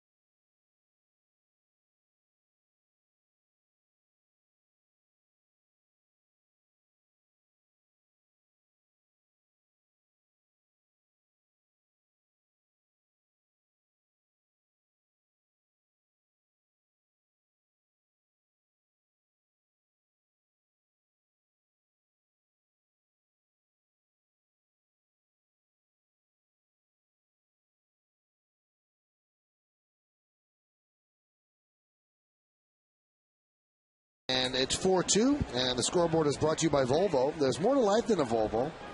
That's why you drive. Volvo for life. Well, we go to the bottom of the fifth. Here's Miranda. There's a strike. At AAA, Miranda 291, 10 home runs in 49 games with Scranton Wilkes-Barre. Those are his numbers with the Yanks. High drive, center field, Hunter. 1 out. Yankees have not had a base runner since the first inning. Well, Sullivan seems to have the Yankee hitters in between now. The changeup's starting to take effect. And one thing, a changeup, you don't even have to throw it. It's just in the hitter's minds now that he's got one, and a pretty good one. You know, it's funny how most pitchers find their rhythm by getting ahead with fastballs, and then they mix in their changeups, and he has been completely opposite. Yeah. I mean, he got hit hard early in the game by his fastball. He threw nothing but changeups for a couple innings, and then he's gone back to his fastball. O'Sullivan being talked about a lot, and you see Mike Butcher, his pitching coach, talking about a lot in trade rumors. There's some rumors that the Angels might be interested in the Royals' Alberto Callaspo. But the problem with the Angels this year is they need a first baseman. And there's a great first baseman that's available on the market. That's Prince Fielder of the Brewers. But why would they acquire Prince Fielder when they're going to get back Kendry Morales next year? So they don't want to go that route. Also, they're a little short on prospects. Most of their prospects are in AA and A. Nobody is at AAA where they're ready to roll, where a team's going to want them to make a big trade. So they don't really have the prospects close to the majors to pull that sort of deal. And another thing, I was talking to some Angel people, they said Artie Moreno doesn't just worry about this year. He's worried about 5 years from now, and he's not going to trade all of his good prospects to just try to patch up something this season. Yeah, he wants to win, but he's not going to make that sort of move. Artie Moreno, the owner of the Angels. 3-1. And Gardner works a walk, so the Yankees finally get a base runner. You know, attendance-wise, they're still doing well. So the people, you know, the vibe out there is still good, and the people still expect the Angels to win. But like I said, they're not going to back into it this year. The Texas Rangers are a good team, and they just added a good pitcher to help them throughout this run. The Angels have been, when you think about the Western Division, they have been the most solid organization for the last few years here. I mean, ever since Mike Scioscia's gotten there. Here's Jeter, who's 0 for 2. Derek 5 for his last 32. Grounded to short and struck out. Gardner, of course, a threat to steal.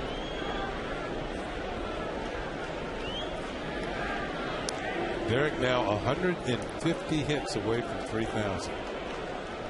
2,850 hits.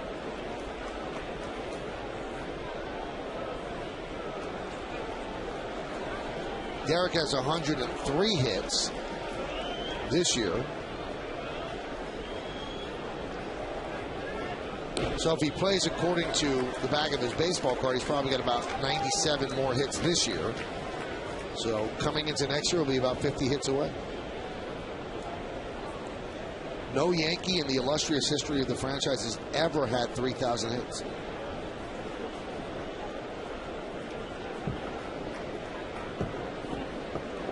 It's hard to believe when you think about some of the hitters that have, you know, played in Yankee Stadium, the old Yankee Stadium, the Polo Ground. There's not that many hitters, period, with 3,000 hits, yeah. Well, Lou Gehrig, who had the most hits before Derek overtook him, his career tragically shortened. Joe DiMaggio didn't have a very long career with his heel problems. He retired very early. Mickey Mantle, obviously a great hitter, but his legs took away a lot of hits as well.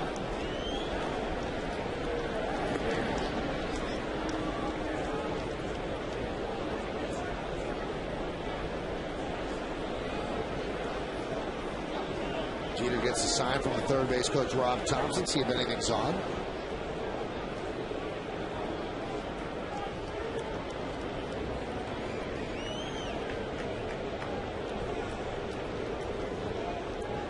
Is there a sign for, okay, the runner's going, I don't want you to swing? Well, it's up to the hitter. And most hitters, you learn as you start to play a little bit. With, you know, at the corner of your eye, you'll hear the catcher or somebody saying, and you will take the pitch intentionally. But there's no take. Sure, there's a take sign. But, yeah, you're never really told as a hitter to take when a guy's running.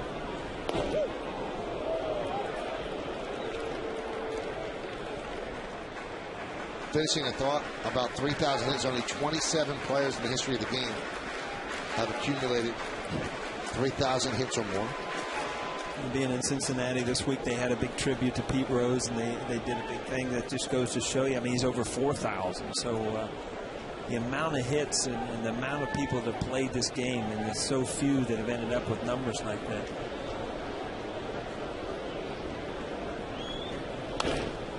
Grounded to short. There's one, and there's two. So a 6-6-3 double play to end the fifth. No runs, no hits, no errors, and because of this DP, nobody left on base.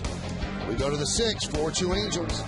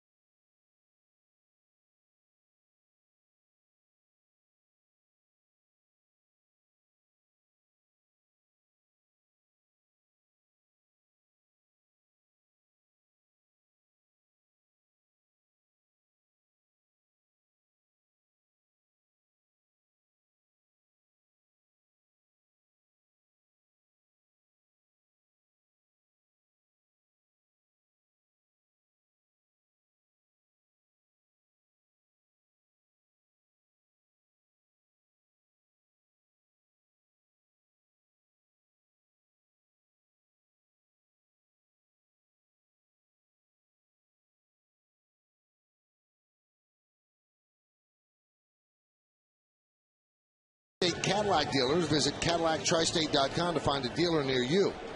Back in 1965, Mel Stoudemire hits an inside-the-park grand slam in a complete game 6-3 victory over the Red Sox. So he needed that grand slam. You know who he hit it off? Bill Monboquette. You knew it. Hideki Matsui inside 1-0.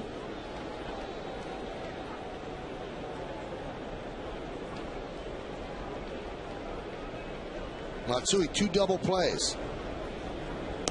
So leading off, he can't have 3 and the count 1-1. Famous story about double plays. Joe Torre, when he was with the Mets, hit into 4 double plays in one game. And he blamed Felix Millan for getting on in front of him each time. Felix's uniform was a little dirty that day, wasn't it? I guess.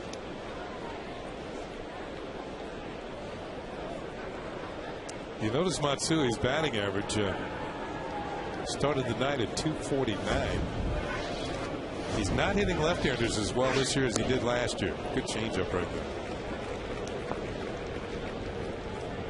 Only 180 against left-handed. Last year he crushed left-handed pitching. It was if the Yankees wanted the opposing manager to bring a left-hander in to face him. And a lot of that damage was done with men in scoring position late in games when you bring the lefty in for the matchup, and very good in those situations.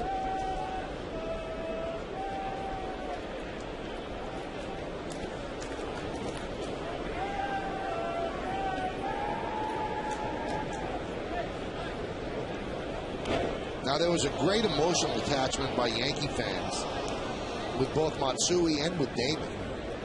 And in fairness, the Yankees made a baseball judgment call, and you see Scott Shields beginning to throw, that they didn't think Matsui was going to be able to have a really good year with his legs, and that they put a lot of work into getting him on the field. And you know, Matsui's hitting just 248.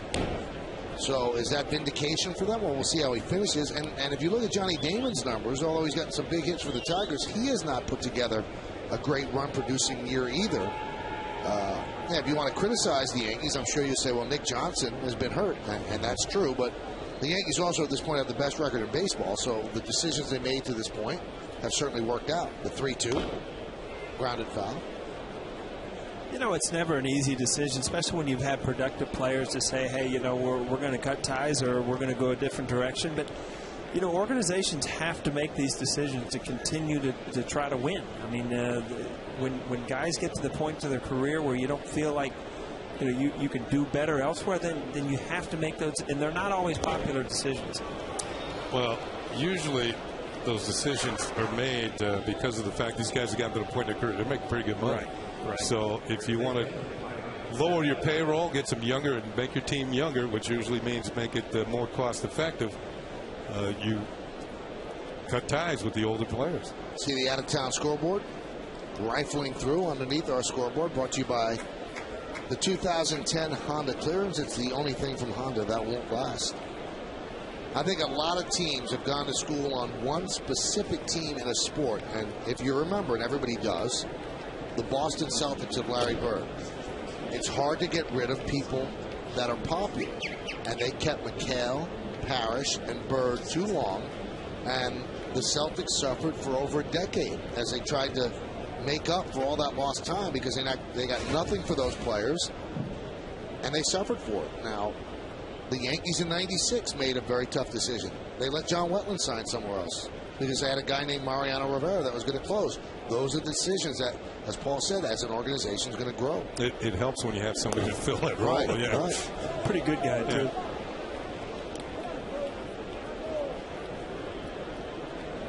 But there are other teams that make those decisions, and they just hope that the player can come in and fill the role. And a lot of times it doesn't work. You know, Swisher's had a great year. Brett Gardner's had a great year, and it makes things, you know, more comfortable when the guys that you're counting on, the guys that you're giving those jobs, have good years. Give you Damon's numbers so far this year with the Tigers: 279, 6 homers, and 29 ribbies.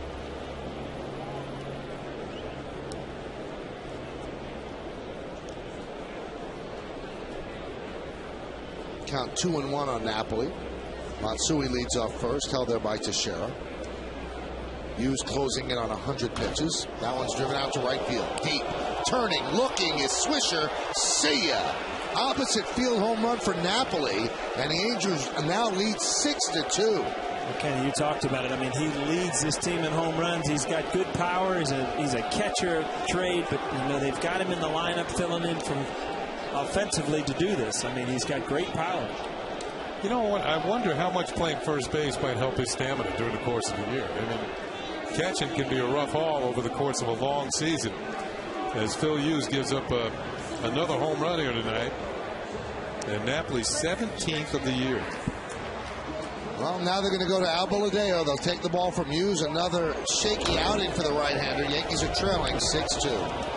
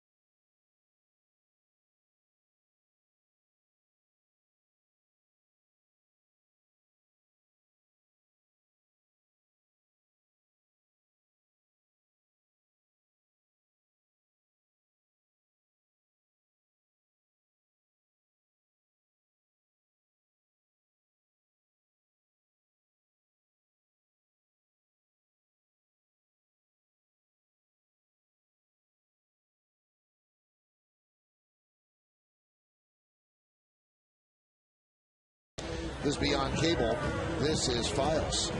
Well, Phil Hughes gives up a home run to Mike Napoli, and that is the 13th home run that Phil Hughes has allowed this year. All of them have come here at Yankee Stadium. Now, the first home run he allowed today, Meister Astores, that was a real stadium home run. That doesn't get out of most parks.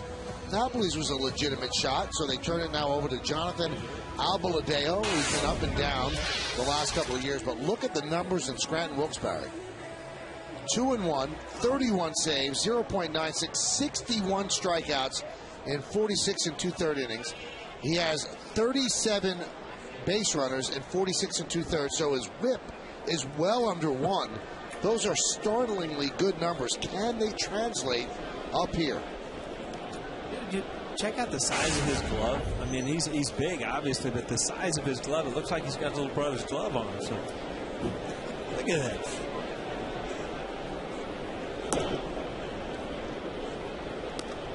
You think about Alboladeo in spring training, he had problems getting people out. He was struggling in the spring.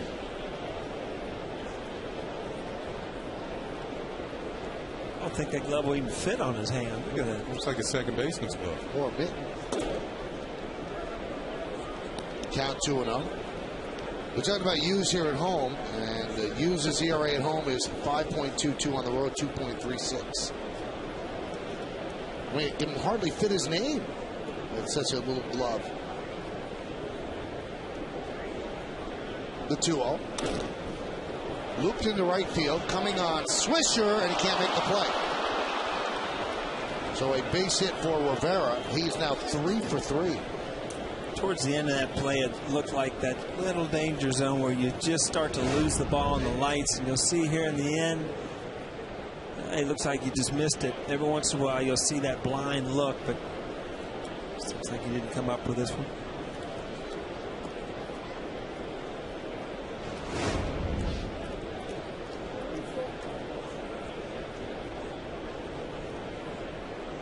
Looking up at the lights there. Here's this Tourist, and the pitch is high. Did either of you guys feel that there was such a huge jump from AAA to the majors? Because why would Albaladeo be so dominant down there, and he's always somewhat struggled up here? I felt there was when I first got to the big leagues. How many players just actually jump in the big league and start just thumping? You know, not many hitters. And outside of Strasburg, not many pitchers. I was going to say Strasburg comes to mind, but I mean, I think it's in your head more than anything. But I mean, the ballparks are bigger, the crowds are bigger. You have to deal with those things. Pitchers are better. Oh, they're better. But I actually thought that once you got everything together, it's easier to hit here because there are better lights, there's better ballparks. You get the feel of being a major league player. Right. I think in my third year, I really started to come on. High fly ball, right side. And to Sharon Cano run out of room. But are the hitters that much better that Albaladeo should be that much different? Oh, they're better. Yeah, you have to deal with more hitters in the major league lineup than in the AAA. In the AAA lineup, there might be maybe 3, possibly 4 guys who are going to make it to the big leagues, whether they're stars or not. Or they're just going to make it to the big leagues. Each one of these guys is here because they can hit a fastball. And if you put it in the wrong spot, it's going to be hit hard. Some of them aren't going to hit it out of the ballpark, but they're still going to hit it pretty hard. Like it's tourists. You know, it's more like an accidental situation when it's tourists. That's one. Accidental tourist. I read that book. It's a good book. Wow. You threw way over my head. I didn't even get up to that was impressive. Yeah, I saw the movie.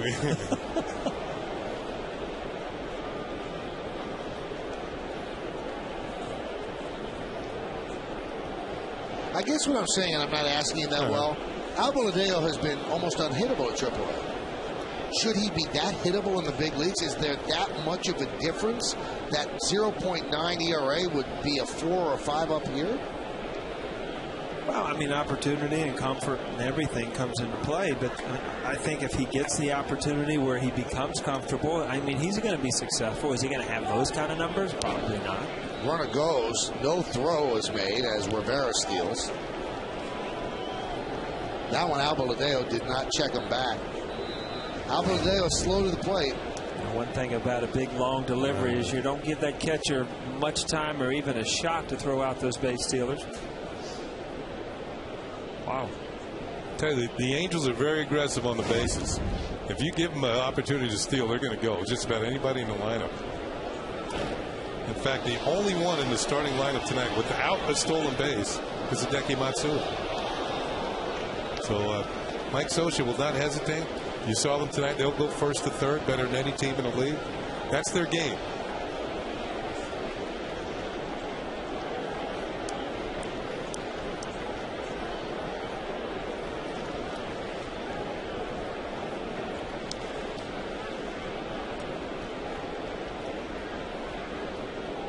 The 2-2. Swing and a miss. Got him. One away.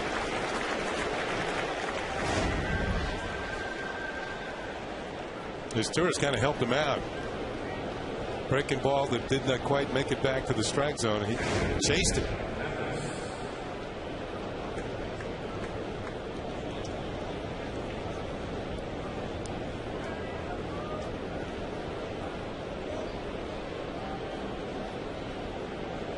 Here's Jeff Mathis. He struck out twice, both against you, so his first at bat against Albaladeo. Lined right at Jeter. That was a breaking ball up in the zone, but Jeter was right there.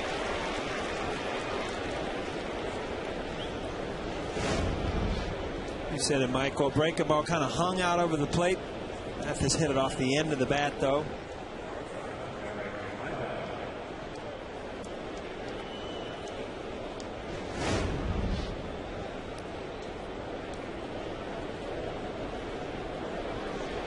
Back to the top of the lineup, and Eric Ibar. Ibar 1 for 3. Grounded to short, double to right, and a fly ball to center. Runner at second with 2 outs. Angels up 6-2. We're in the top of the 6th. Foul away.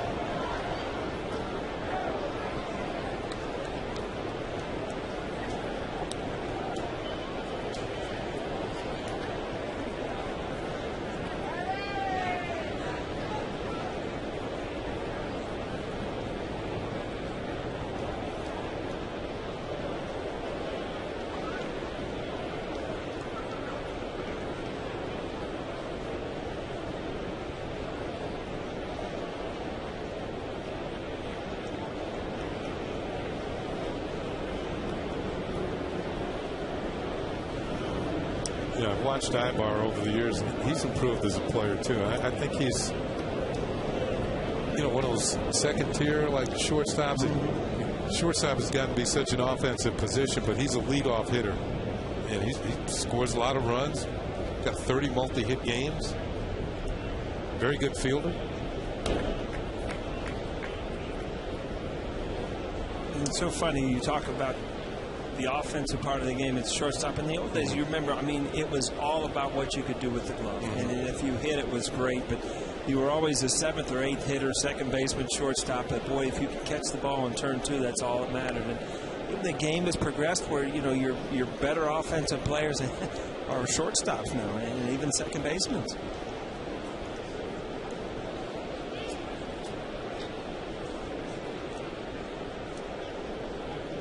The 1-1. Grounded right back to Alvaladeo. It's stuck in that little glove. And that'll do it. But 2 more runs on 2 hits, no errors, and 1 man left. We go to the bottom of the 6th. Yankees down by 4.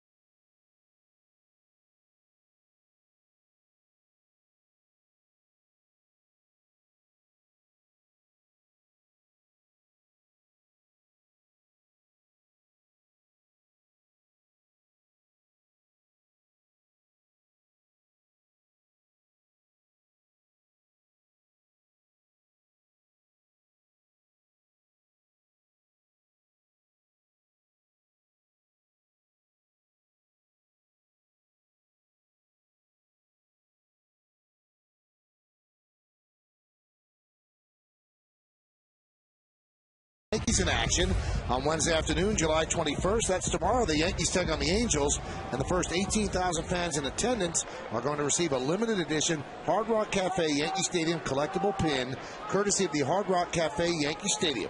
For tickets, log on to Yankees.com, visit the Yankee Stadium ticket window, Yankees clubhouse shops, or you can call Ticketmaster at 877-469-9849.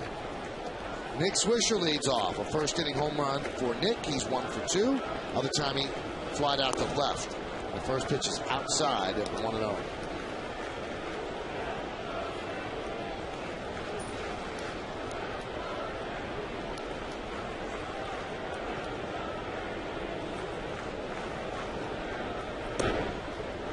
And a strike.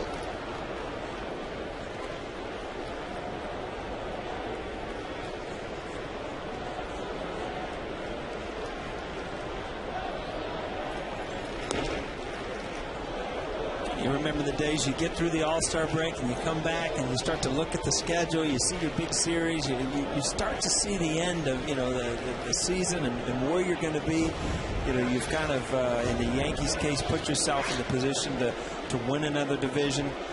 In the Angels case, you're going to have to battle to try to catch a team. So, you know, this is a time of year where it starts to, you know, you start to figure out, you know, what the personality of this team is and what kind of year you're going to have to get there. Let me ask you this. At the All-Star break, did you ever look at, you know, you go home and maybe get a little break if you don't make the All-Star team, you say to yourself, man, I better get going in the second half. Oh, yeah. Or maybe just keep doing what I'm doing. You know, the thing is, though, you could always go home and kind of multiply things by 2 very easily and think, you know, are you going to be happy with that or do the things need to change, you know? Ground ball to Kendrick, and Swisher's out for the first out of the 6th.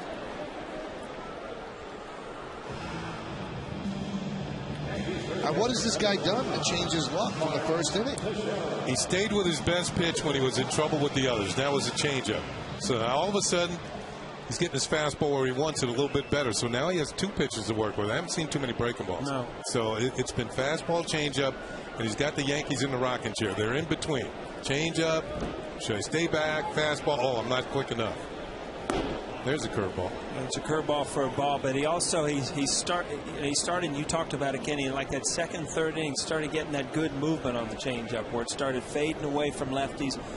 And you know, he's had counts where he's thrown 3, 4, 5 changeups in a row until he got it down where he could throw it for strikes.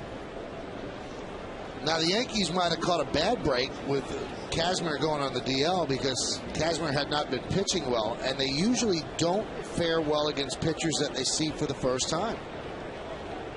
They just don't. They never have over the last couple of years.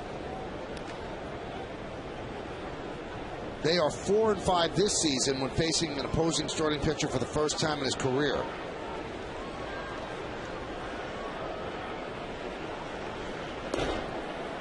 Strike. Now O'Sullivan can give them some length. I'm talking about the Angels because he was starting in the minors this year, so he is stretched out. Former 3rd-round draft pick. There's Casimir, who was supposed to start, and he's in a lot of the trade discussions. Is O'Sullivan, if the Angels want to get something back? That's off of O'Sullivan, and it caroms out to Asturias. And they just get the hustling Teixeira, and you score that 1-5-3. The shift was on, so Asturias was where the shortstop would be. We talked about it, Kenny, as a hitter. When you hit it back up the middle and it ricochets off the pitcher, you just hope for good things. This is a bad break for Mark Teixeira. Sometimes as a team, you begin to wonder, is this going to be our night? When things start happening like this. Deflected right to Asturias, who makes a good play throwing on the run. Remember, we said Asturias is more like a shortstop, second baseman anyway. Pretty close there. Yeah, pretty close. Hard to see that. Wait a minute. Let's see. He's out. Joe Girardi's out there talking to the first base umpire as if he were safe. And that's Paul Emmel. And if Joe sees that replay, he'll see that he is likely wrong. Yeah, he's telling Dreckman to get back behind home plate. Saying this isn't your fight, get back there. That's right, and I agree with him. There's no reason that, you go out as a manager to argue a call of first base. What do you got, a gang up on? Get around the manager? Well, neither one of those umpires are the crew chief, as you can see the balls in Napoli's glove, and Teixeira's not at first. I think Joe might have gotten thrown out because he did get thrown out. He's handing a lot of cards to Tony Pena. So Joe's going to retreat to the Yankee clubhouse, which is he throws the gun in the direction of home plate, and he will head toward the clubhouse. Could be a good way to fire up your team. Geraldo was out. That was Geraldo Rivera laughing. Alex Rodriguez pops it up and out of play. But you know what? The team's dead. Offensively, nothing's happening. You get a close play. You go out to just question and argue, and sometimes umpires irritate you. The next thing you know, you've got the home plate umpire over there. He's got no business being out there. And I can see Joe Girardi's point. Mm-hmm. Let me talk to the guy who made the call. Nothing will happen. The next thing you know, you're in a fight with 2 umpires. High fly ball, shallow right off the bat of A-Rod. Abreu is there. And he'll put it away for the final out of a 1-2-3 inning. O'Sullivan is now retired 17 of 18. Yankees are down 6-2 as we go to the 7th.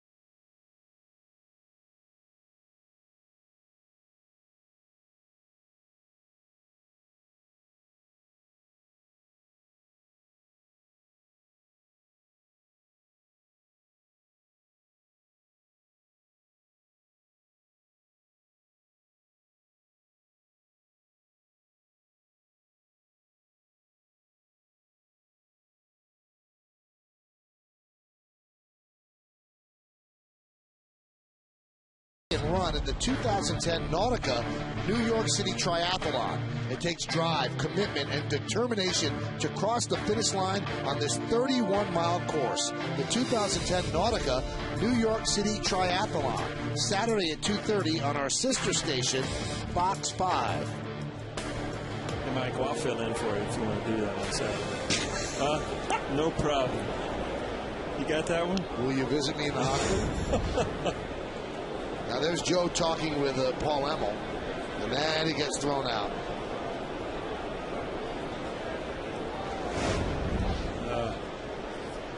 Now one thing that the guys were talking about, no manager wants to be ganged up on. The thing that I think that annoyed Joe Girardi is that was the home plate umpire Bruce Dreckman. He's not the crew chief. The crew chief is supposed to be the one to come separate. That's right. Gary Darling, the third base umpire. I think the Girardi turned around and said, well, what are you doing here? Right, and I agree with him. But, sometimes you go out to argue, and, so nonchalant. They say, they just give you that look that, it irritates you. And right there, he's saying, go back. Go back to where you belong. You don't need any help out here.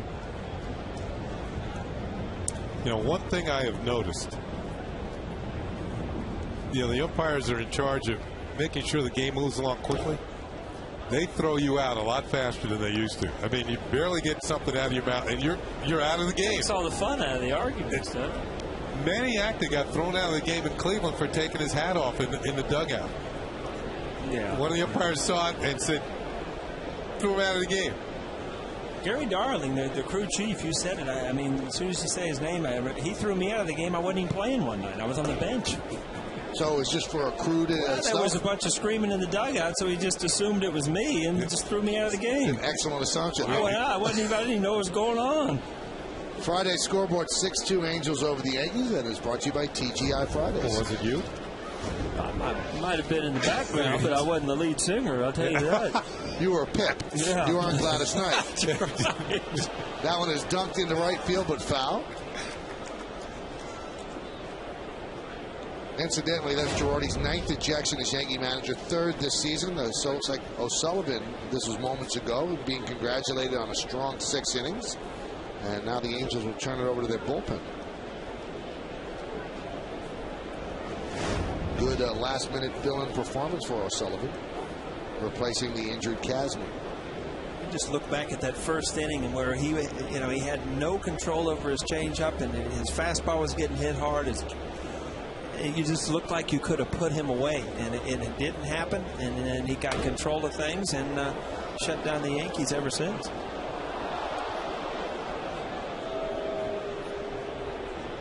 Now this is interesting to have Al Valadeo, came on to get the final 3 outs of the 6th. He was a 1-inning guy down at Scranton Wilkes-Barre, so now they're asking him to get 2 as the closer down at AAA.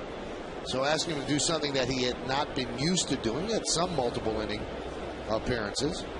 3-2. Chopped up the middle. Jeter's right there with a nice hop. 1 out.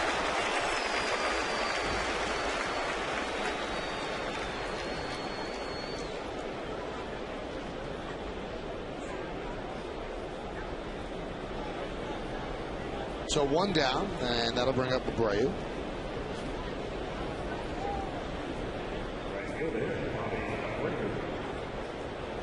Ken, you look back at Hughes' performance. I mean, early he gets a lead, and if you could pinpoint one thing, I mean, it's just lack of control of his fastball. Yeah, just couldn't find the corner. Too much play.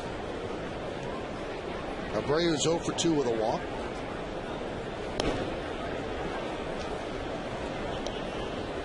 Abreu, a couple of years ago, took a huge pay cut when he left the Yankees. Took $5 million. He had been making 16 with the Yankees and put together a great season for the Angels. And then they came back and signed him to a 2-year deal this year.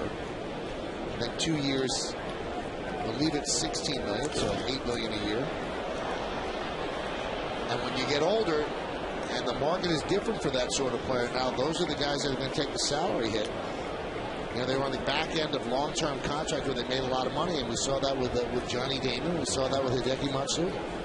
Doesn't that, the Anaheim area, the laid back, you go to the ballpark, doesn't it kind of fit Bobby Abreu when you look at it? I mean, good solid player, has a good chance to win out there, very laid back. Go to the ballpark, play your game, go home. I think when you look at Bobby Abreu's career overall, it's somewhat underrated. When you look at his overall numbers offensively and what he's been able to do, I mean, consecutive 100 RBI years, consecutive stolen base years. He's close to a 300 hitter career, I believe.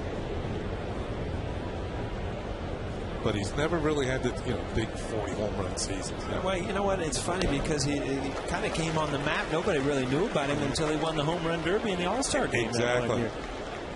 And then all of a sudden, everybody knew him as a home run hitter, and that really isn't his game. I mean, if you look at 15, 18 home runs, but he was an RBI guy. He steals bases.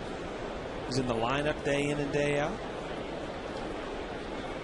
And that started the suspicion that the home run derby could really foul up your swing, because he never had as many home runs after that derby. There's a line drive, base hit.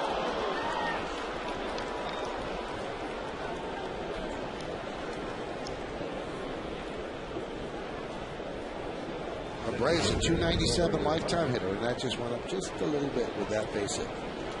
Breaking ball that came back towards the middle of the plate, then maybe a little bit off the end of the bat, but got enough of it to get it over Cano.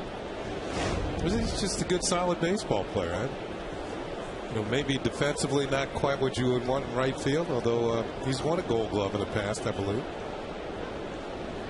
Well, the one knock against him when he was here and when he was with the Phillies, that he shied away from the wall, but I don't know if there are many players out there that love running into walls.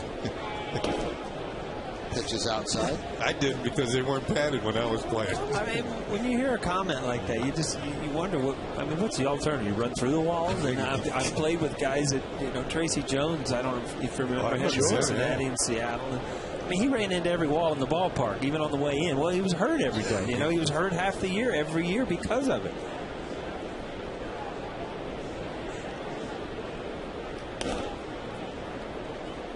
Yeah, it's a thin line. I mean, you want to be aggressive, but you also want to stay in the lineup.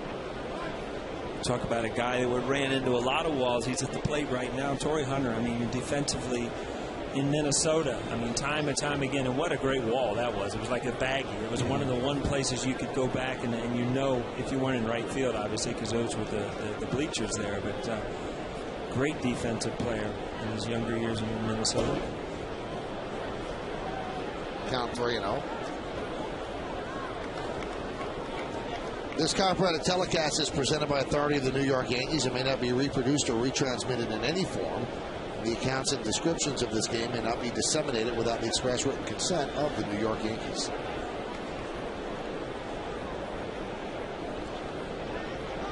So Alvaladeo running into a little trouble here in the 7th. Runner on first with one out, a 3-0 count on Hunter, and they will turn Hunter loose on 3-0.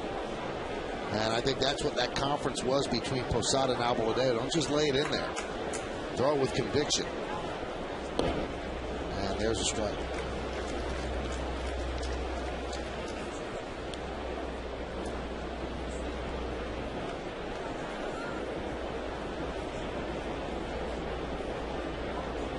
Three-one pitch, different pitcher here, though. Abreu got caught earlier in the game with Hughes pitching, but Alvaladeo's a lot slower to the plate. 3-1 pitch. Runner goes. There's a strike. Throw to second. He got him again. Posada guns down Abreu for the second time. And again, Robbie Cano with a little grin, which I'm sure is pleasing Abreu to no end. It might be one of you again. Takes a glance. Looks like he actually slowed down to get into his slide, and there's the tag. Stutter stepped, and he looked late, probably to see if the ball was in play, to see if he swung at it, but he did. He took a couple stutter steps right before he got there.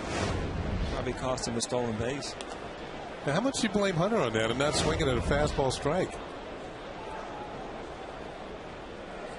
He's out. Definitely out at that point, but it's 6-8 feet before the base that he took a couple little stutter steps, and you said Kenny kind of slowed down, didn't get into his slide.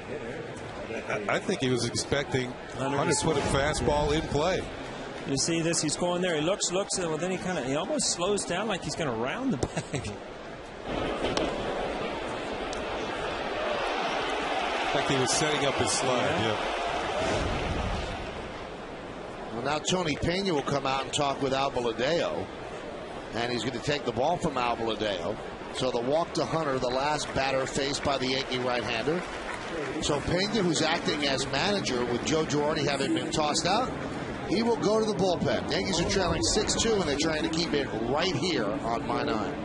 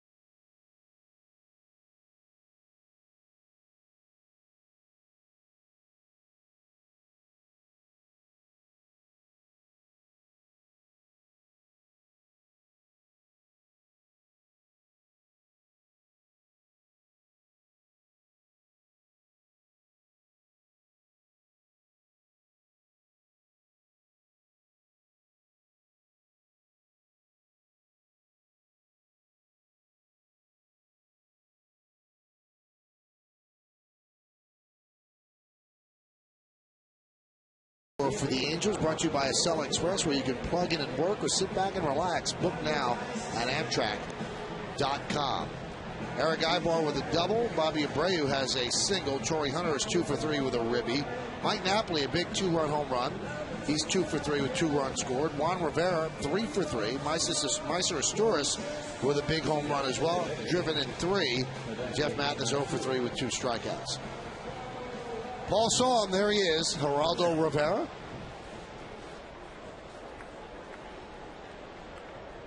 And there he is, Hideki Matsui. I also saw in the ballpark earlier Steve Martin. Excuse me? Yeah, wild and crazy.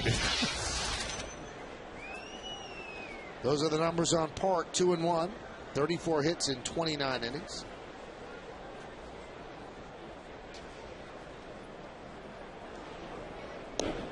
And there's a strike to Matsui. Steve Martin and Lorne Michaels. Well, of course.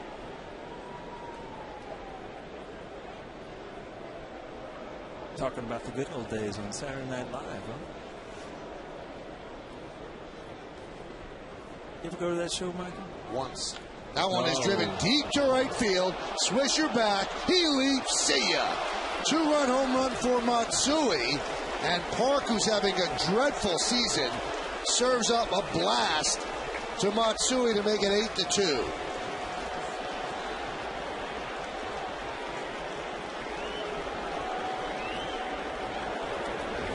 Matsui was 0 for 8 against Park before that at bat, but that changed with one swing.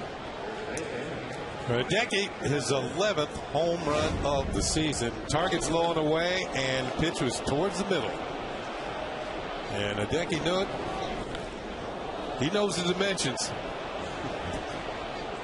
And the Park's not going to hold it. And the last home run he hit here, much more important last year in the World Series. You say his last game, we won the MVP in that last game against Pedro.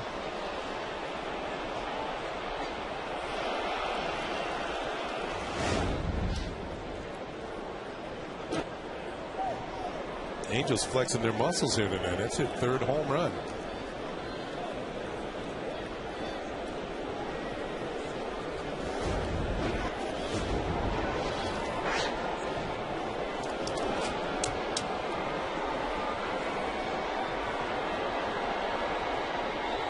Well, that certainly gave the Angels bullpen some breathing room. Pitch inside. Hey, there's no other way to put it, but Channel Park has been a huge disappointment for the Yankees. such a weapon for the Phillies out of their bullpen last year. He doesn't throw as hard. He hasn't been able to keep the ball in the ballpark. He's allowed 7 home runs in 29 innings pitched.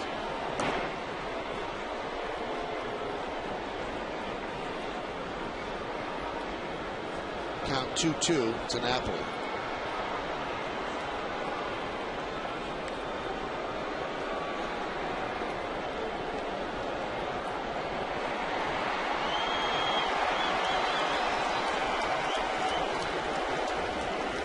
And the pitch. Missed inside.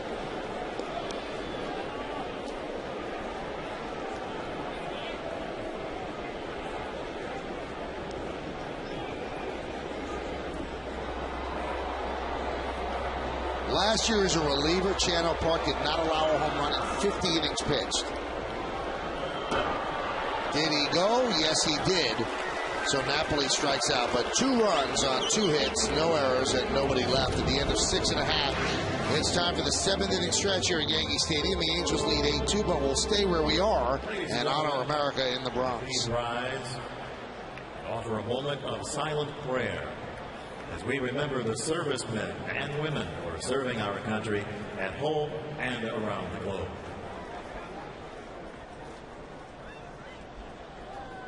Thank you. Now Kate Smith's rendition of God Bless America.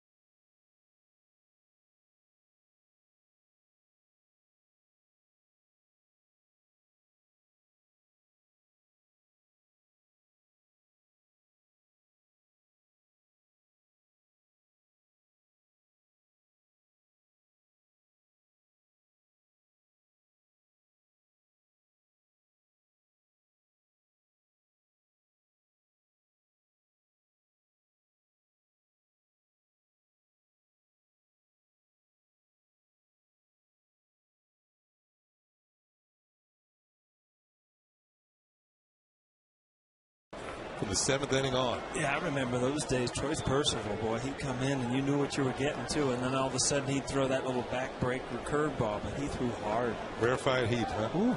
Friday scoreboard, 8-2 Angels.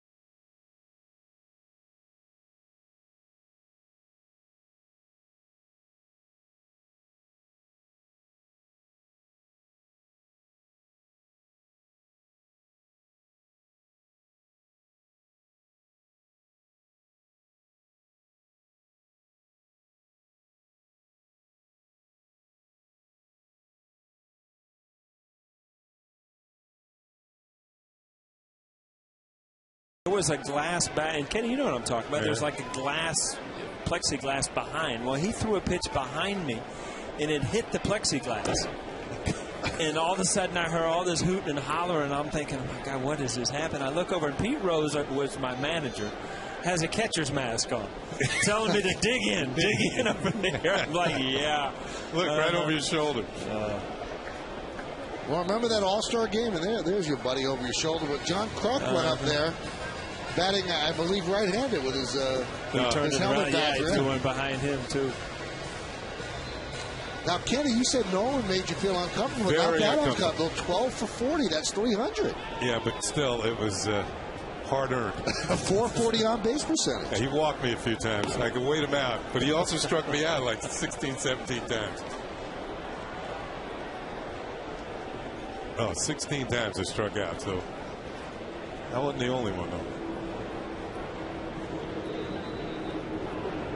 How about this stat? Rafael Palmeiro, who, if it wasn't for the steroid situation, is a Hall of Fame player. Yeah. 1 year he played 160 games. The only 2 games he sat out, Randy Johnson's starts.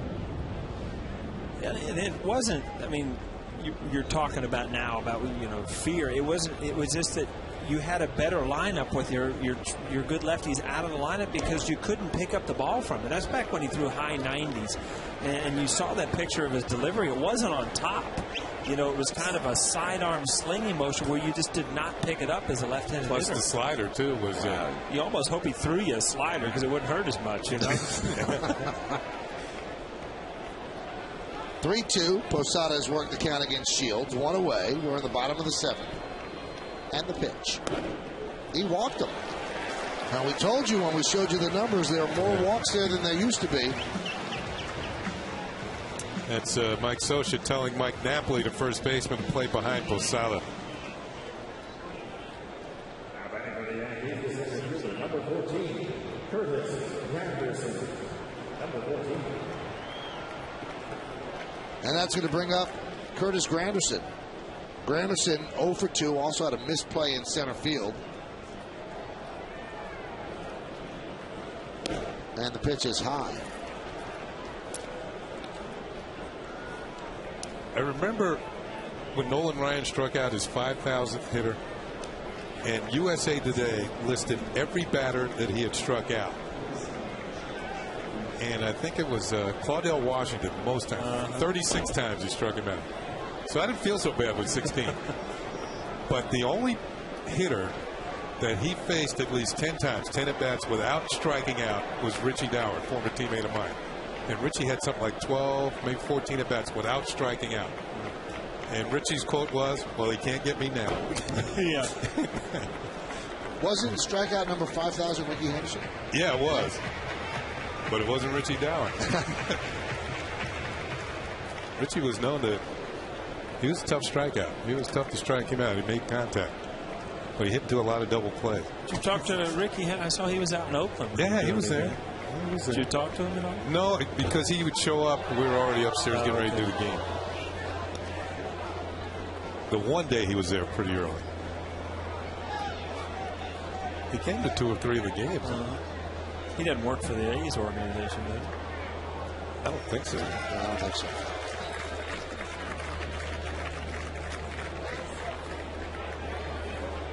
Two-two.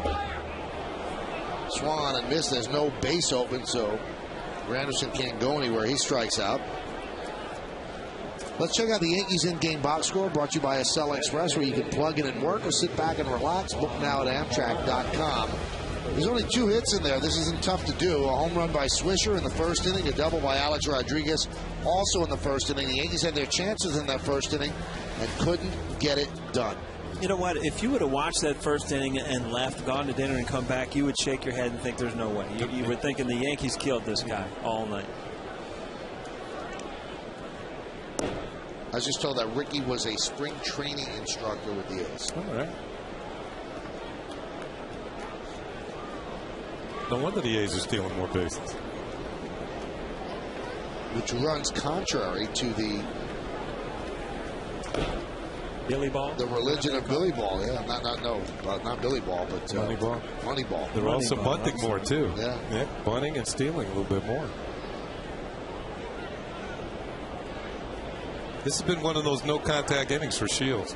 A couple of strikeouts and a walk. You know, one reason I always felt he was difficult to hit, you see that turn that he has? The height of the ball. You can read his name if you're a hitter. Really has that big, and if somebody gets on, I mean, it's pretty easy to steal on the way he delivers. But the fact is that really hides the ball well.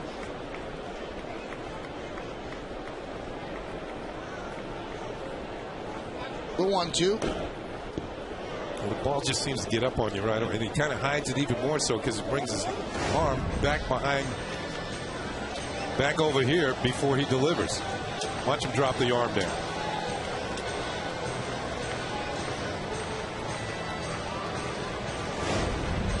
Put a lot of appearances in the last 4 or 5 years for the Angels. Yeah, and I think the wear and tear, especially last year, was starting to get to him. Last year, just 20 games because of left knee patella tendonitis. And that required season-ending surgery, so it was his knee that gave out.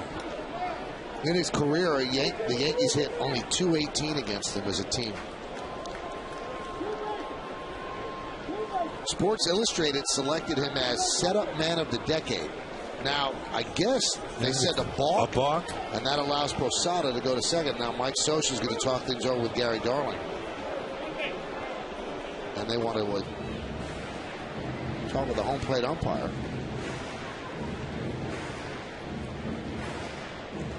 That'd be a balk.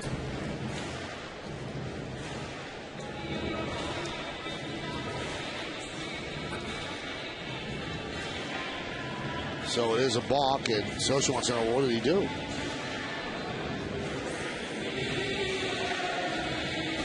Well, let's see what happens here. Let's see if he touches the. Yep, you touch the ball with your mask, the runner's going to get a base. You can't use your mask. And that was it. And I would believe he'd be charged with an error. You can't use the mask to help you pick up the ball, or your helmet, or anything like that. It has to be the glove. There was no error on the board. Let's see if the A's can take advantage. And they do, but let's see if Posada can score. Abreu has a good arm. They're going to hold Posada right there. So a base hit for Miranda.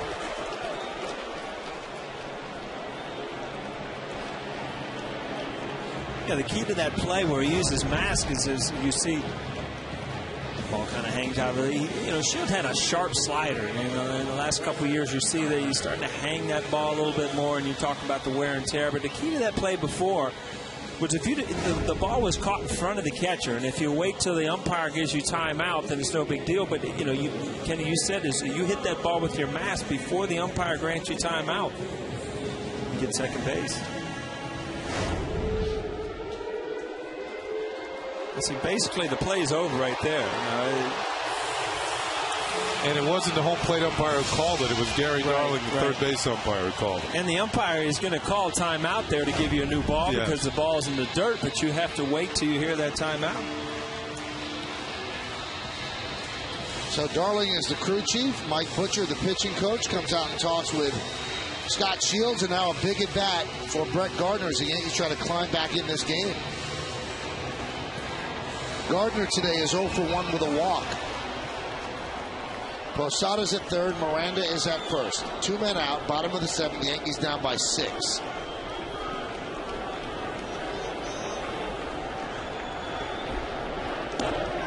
And there's a strike.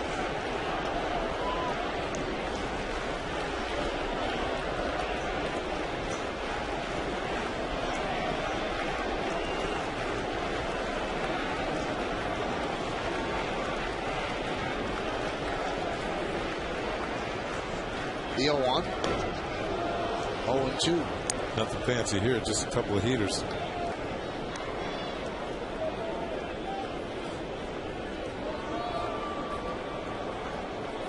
You talk about that sharp slider. You get ahead with that fastball. Now you expect that sharp slider down and in off the plate.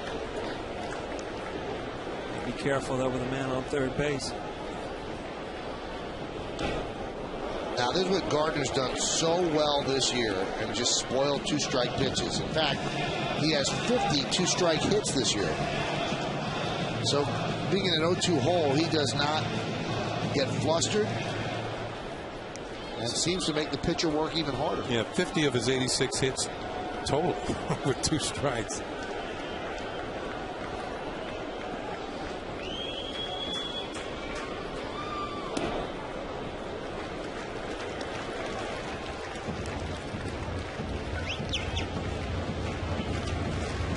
One-two count on Gardner.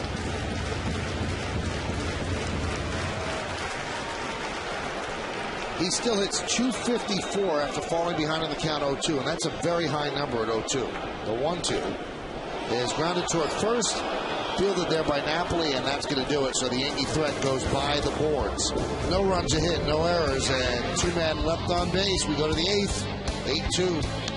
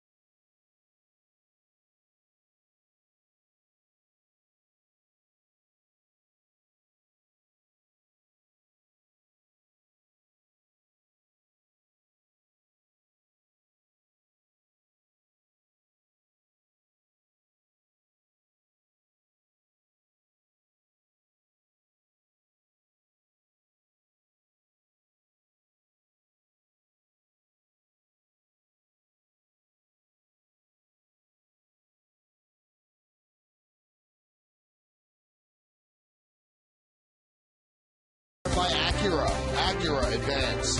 Verizon Wireless. Own the airwaves. The signal is yours. Verizon. Rule the air.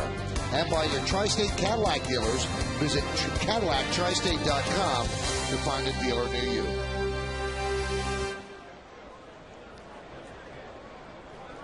Well, we go to the 8th inning. Yankees are down 8-2. Bottom third of the order against Chan Ho Park. 12 hits for the Angels, just 3 for the Yanks.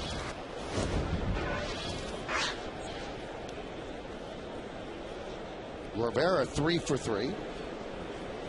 How's this for an odd stat? And I never would have thought it. This is the Angels' second trip into New York. So they'll play the Yankees twice, and that's rare for a West Coast team or an East Coast team to face a West Coast team twice as well in their home park. There's a fly ball to center. The Angels will travel the most miles this year of any team in baseball. They're going to travel 50,509 miles this year. Now, which team do you think will fly the fewest? Ooh, be Kansas City or Chicago. They're in the middle of the country, right? Well, O'Neill came armed today. Huh? The Chicago White Sox That's with right. 22,832. I was going to say St. Louis. It would have been in the middle. Right, usually it's always Seattle because they're so far away from their closest trip is 2.5 hours. Hour and a half to Oakland. Because I was Is it that? Yeah. I was just on that. Yeah, you missed that one. Missed that one.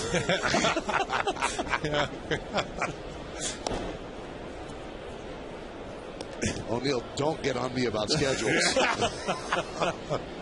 Yeah, but I can get it on the computer now, so I can stay right up to date. So which team had what was the mileage on the 50,000 for the Angels, 22 for the White Sox. 22,000 for the White Sox? Yeah. What are they playing? After all the games in Chicago? I guess. Wow. I'm telling you, you guys lived it. That takes something out of you flying that much. There's no doubt about it. Yeah, you know what? Even during the NBA playoffs, I kept thinking of that trip from L.A. to Boston. I mean, those are long trips, and they take a lot out of you. Nice play by Teixeira for the second out. That was half a life ago. I was a very young man. You could do it. Well, Michael, you remember, I mean, the one we were supposed to clinch that night. Roger Clemens was throwing here against Oakland.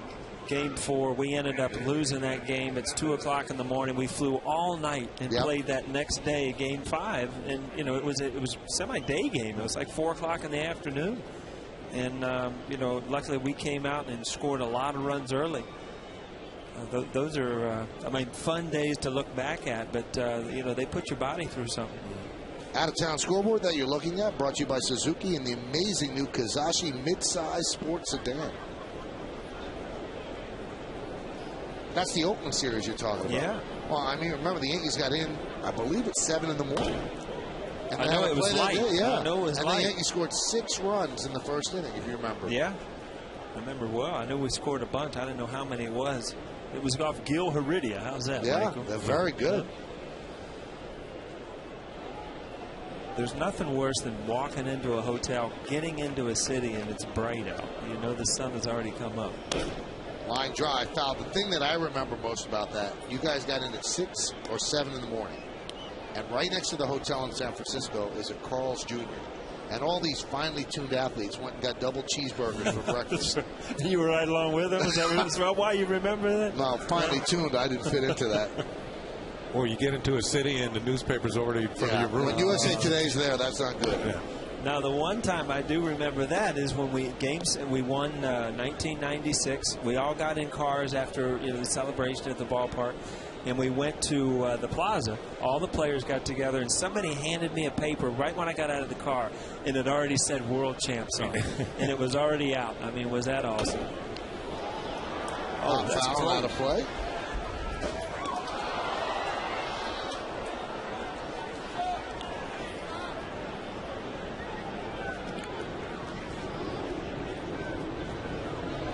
Three home runs for the Angels, and the Angels lead the Yankees 8-2. And that Game 5 we're talking about in Oakland, the 6 runs in the first inning held up as the Yankees won that game 7-5. Swing and a miss, and Mathis down on strikes on the off speed.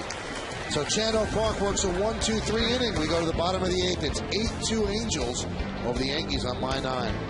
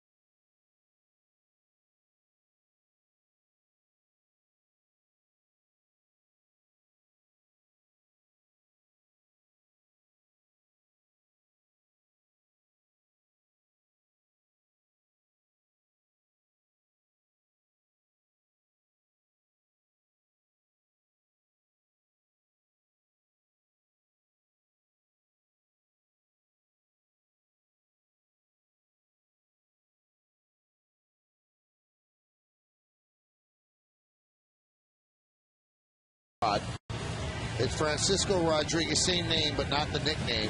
20 games, 19 hits in 22 innings, 23 strikeouts. Although he might become K-Rod with 23 strikeouts in 22 innings.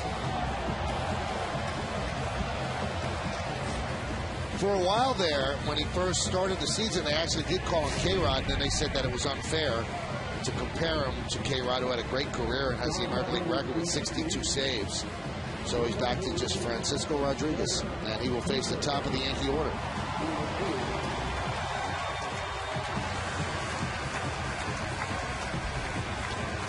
Derek Jeter, Nick Swisher, and Mark Teixeira.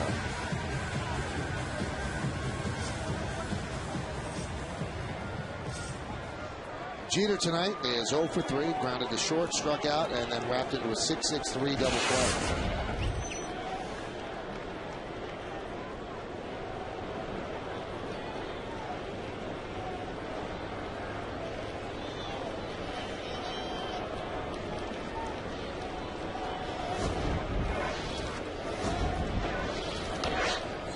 Jeter swings at the first pitch and fouls it back. Is there ever a time when a player or a team, they're down, things aren't going well, that in their head they go, you know what, this isn't our night, we're not going to win?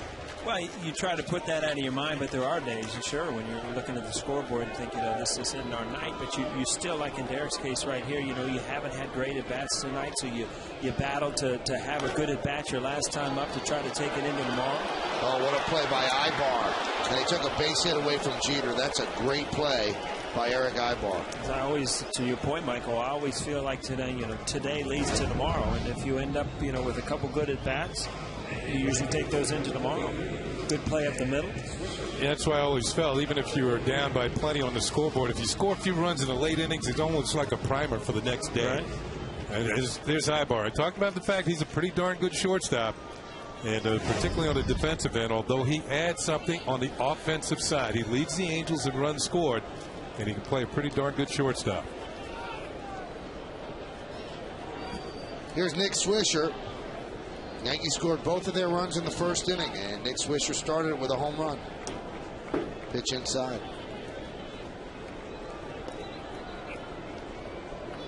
Along with Ken Singleton and Paul O'Neill, I'm Michael Kay. You're watching Yankees baseball here on My 9. The Angels lead 8-2, first game of a two-game set.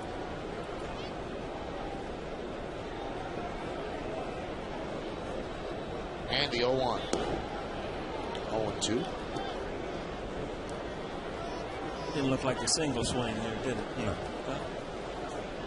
Fastball down Broadway. Too bad he was on 8th Avenue. Still behind.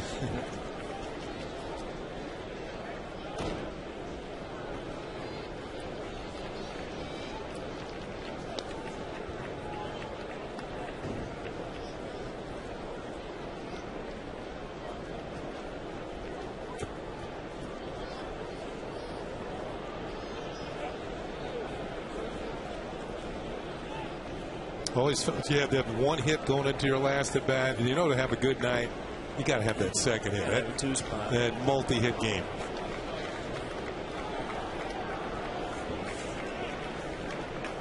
So I was traveling today, Mike. I know on your radio show today. What's going on? Oh, a lot. Important stuff. Oh, huh? yeah. Big stuff. Big stuff. I'm sure Andy Pettit was a big talk on your show today, huh? Andy Pettit was. The fans panicking?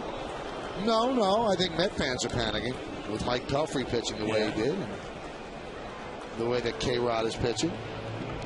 Want to remind everybody tonight after the game, Curtis Granderson on his first year in pinstripes and how being a Yankee has changed his view of baseball tonight on the Verizon Fios game wrap-up on My 9 News.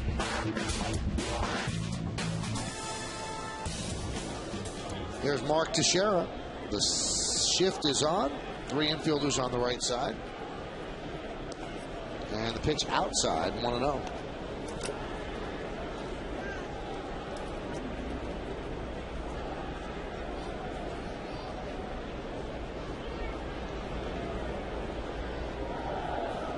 I want your take on this, O'Neill. Talk about Showboat. Now, if I did this, you'd be all over me. This was in Seattle. Oh, this is a foul ball. Okay. That's Flaherty, right? Almost knocks over Lorenz. And then look, he's milking it. Yeah, he was proud of himself, wasn't he? He's a major league player. Guy had a lot of years in the big leagues. He didn't have his leather on, though. When you're barehanded, I guess it's a little different. Would you act like that? I know Kenny wouldn't. Okay. I'm not catching those anymore. Here's a 3-0 to Teixeira. And he walks on 4 pitches, and that'll give an AB to Alex Rodriguez.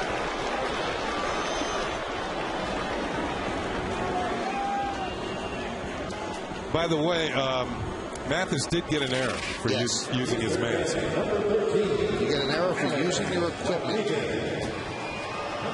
I guess they don't consider a glove your equipment. Watch the push on Lorenz. Yeah. This is what's key. Pushes Lorenz out of the way and then almost hits him when he raises a hand up in the air, too. Very, very sad. Here's Alex. 2 home runs away from 600. And there was a strike.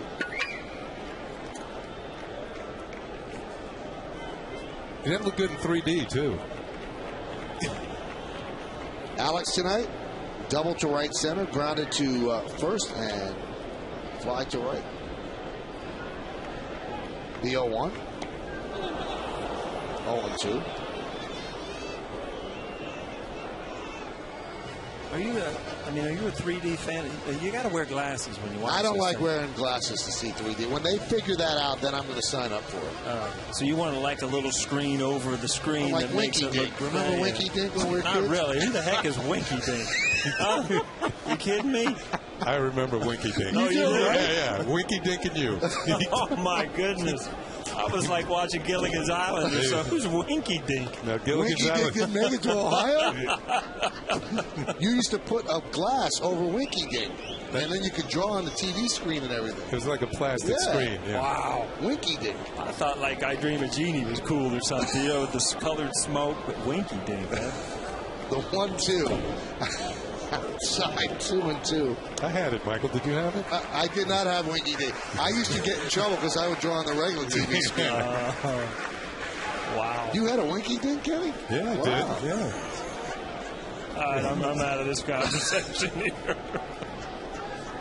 I can't quite remember the price, but you write it and you get one. The 2-2. Hot shot. A base hit for Alex Rodriguez. Teixeira is going to go to third. A-Rod picks up his second hit of the night.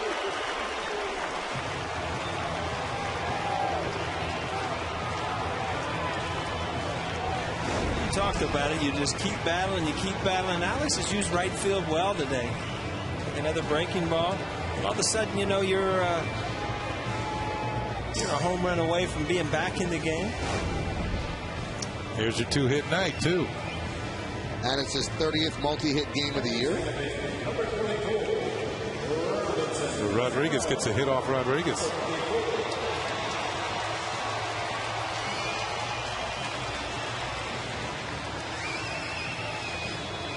Cano was intentionally walked in the first, and that's a move that paid off for the Angels. Then he flied out to center and struck out.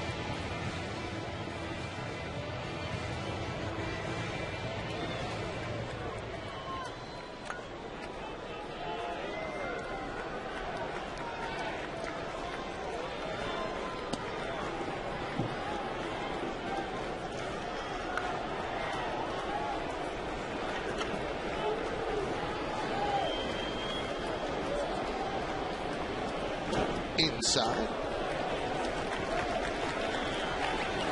Sean O'Sullivan started for the Angels. Then Scott Shields. And now Francisco Rodriguez.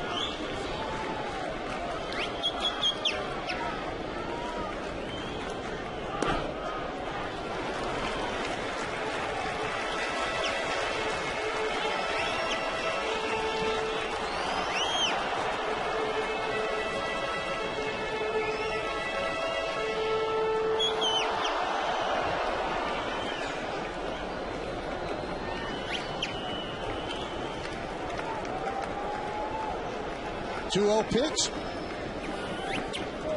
about to be delivered. Ooh, right by him. Just 89 miles an hour, but went upstairs with it. 2-1. Ken, you know as well as I do, when you get a home run in your mind that looks like Robbie that, you know, was going to take a shot there, that, you know, you kind of pull the bat through the zone, everything slows down. An 89-mile fastball will get by you.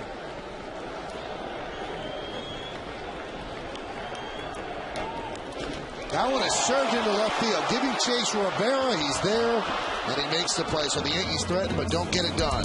No runs ahead, no errors, and 2 men left. We go to the 9th. All Angels 8-2.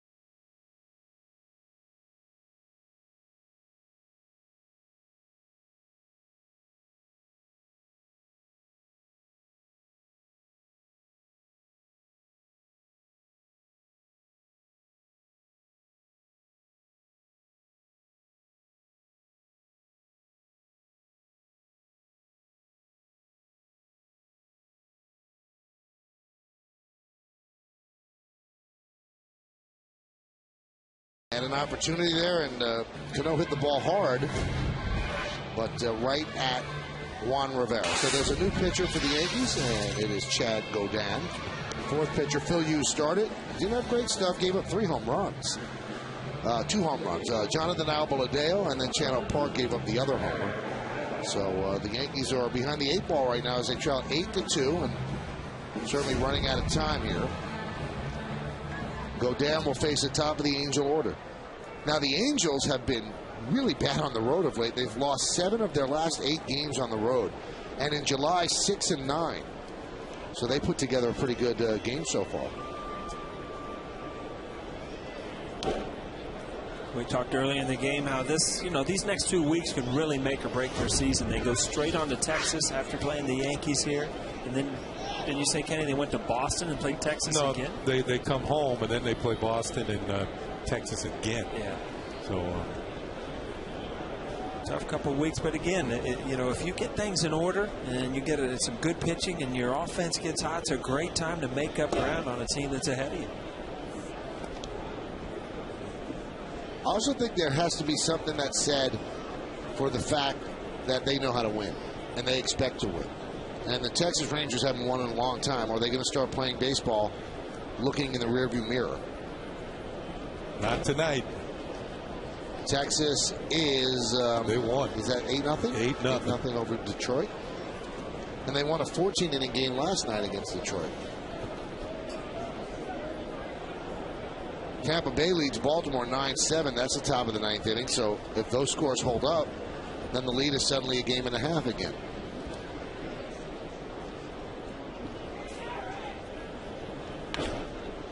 Grounded to Jeter. He charges. Ibar not really busting it out of the box. He's out for the first out.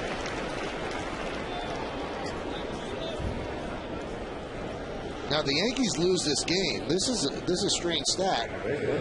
Last year, home field advantage was very, very obvious for the Yankees. And at the beginning of this season, their first 30 games, they were 23-7 at home.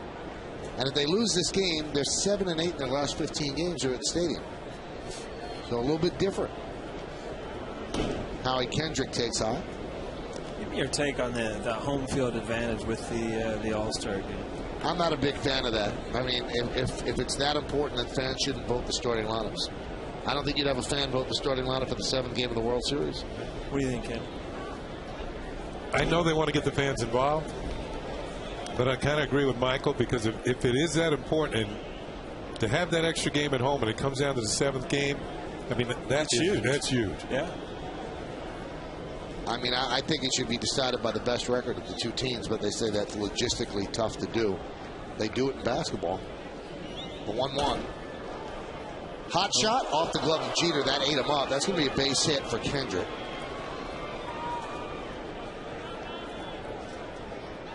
It was almost a given. Kendrick's numbers are so good. He was 0 for going into that bat. Figures in, again, got an in-between hop. Kind of sit back and hope he can olay it. Went off his wrist.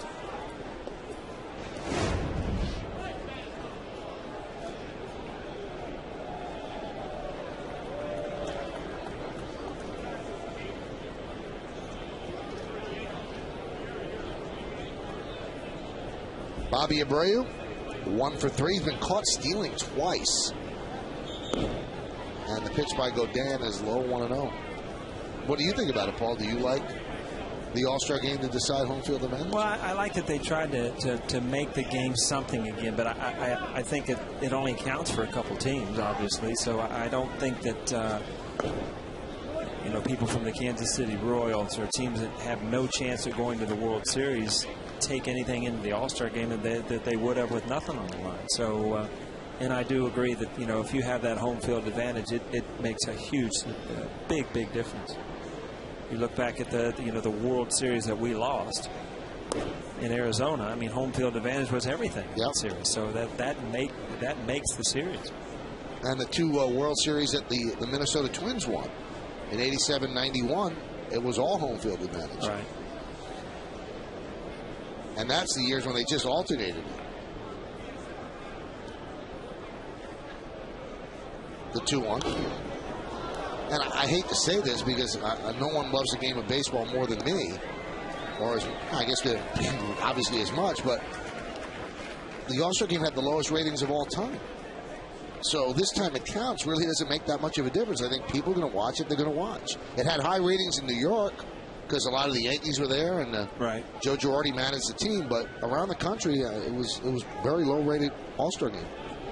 I think if you get to the rating of the All-Star game, and Kenny, I'm sure you were the same way. When I remember the All-Star game as a little kid, it was the first time I got to see some All-Star players that you would never see during the year. From the other league. Yeah. And now with all the games on TV and everything, you know, you're used to seeing it. You watch them on the highlights and everything, and it's just not, you know, as big a thing. Runner goes and a walk to Abreu. Boy, Paul, I agree with you. All the games are on TV somewhere. And if you have the package, you can see every single game. And then with interleague play, the novelty of the American League play in the National League is worn off as well. It's almost like you're hurting the All-Star game with all the other things that are helping the sport. I think interleague play has helped the sport. See, so that's maybe the reason why they tried to pump it up a little more by saying the fact that it really means something for home field advantage.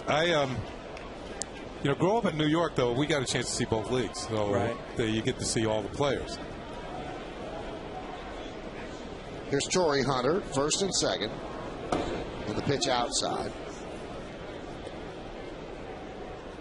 Angels have pounded out 13 hits against 4 Yankee pitchers. If this score holds up, Phil Hughes will suffer his 3rd loss of the year against 11 wins. Pitch inside.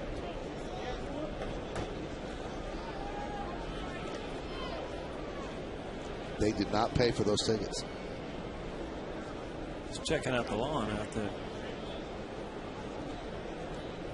Love pigeons. They have that strut, you know. Yeah, they are a little cocky. Very cocky. Yeah, when they put up your statue, Mike, you're not going to like them. That's a good point. When they put up my statue, I'm not going to know. I don't think there's a statue forthcoming right here. 3-0 count to Hunter. And Godin lays it in there for a strike.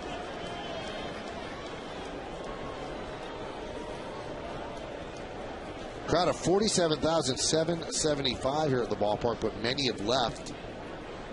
Not that the game's out of hand. 6-run deficit is certainly not an undoable thing, but it's unlikely. And the count 3-2.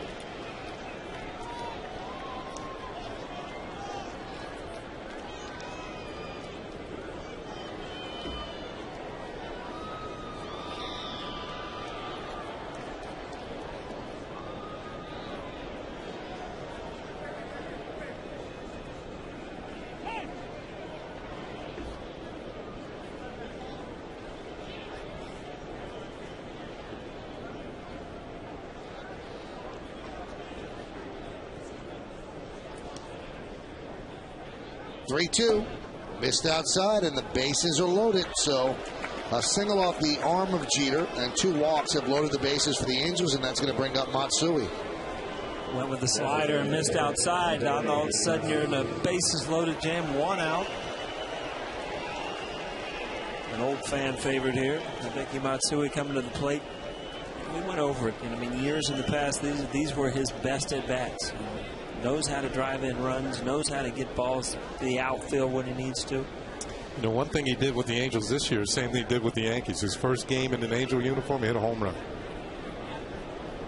Made his presence known right away. He's always had a flair for the dramatic. His first game in the Yankees, a grand slam. Then the games that were played in Tokyo, he hit a home run there. And that's what he does with the bases loaded. 6 grand slams in his career.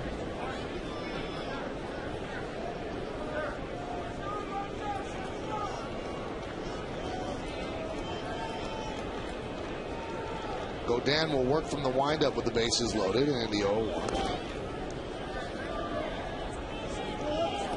Count 1-1.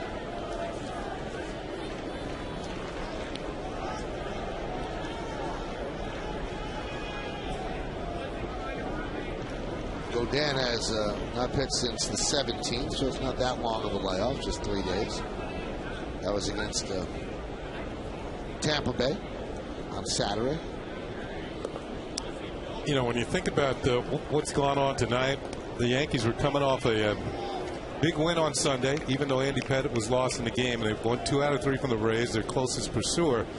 And sometimes you get what I think is an ill-time off day. You understand what I mean? It kind of stops the momentum.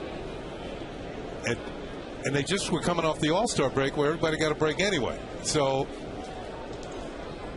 maybe the off day on Monday or yesterday was not the best thing for the Yankees. Well, Godin can't throw strikes right now. Count 3-1. I never remember having that 4-day off All-Star break, the Thursday off, and then having the following Monday off also. Yeah, that's a lot of days off in between a couple series. The Yankees actually came out here early today and had an early batting practice before the regular one. And just about everybody on the team was here. I don't know if it was mandatory or not, but everybody was out there early today. 3-1.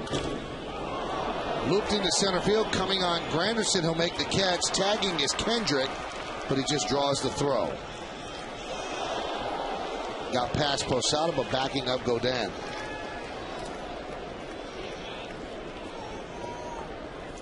You know, if that's a tie game, you probably send it. Yeah. If you're the third base coach, you know, you have to keep into consideration, you know, what you're sending the player into. That was going to be a close play, but chances are he's going to score in a one-run game, a tie game. I guarantee he sends him. But, you know, you're up 6 runs. There's no reason to have a bang-bang play or a collision at the plate.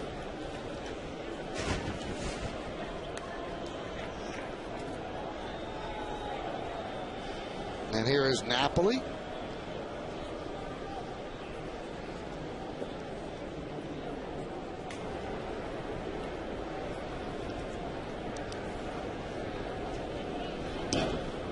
Quick note that George Steinbrenner was honored again today on Randall's Island at the Videro baseball tournament.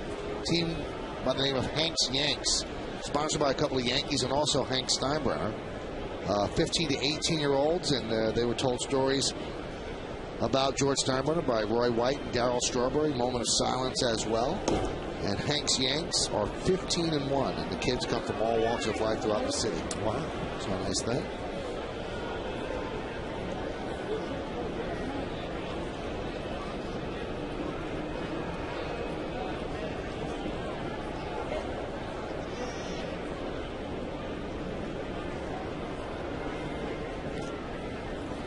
The 2-0 to Napoli.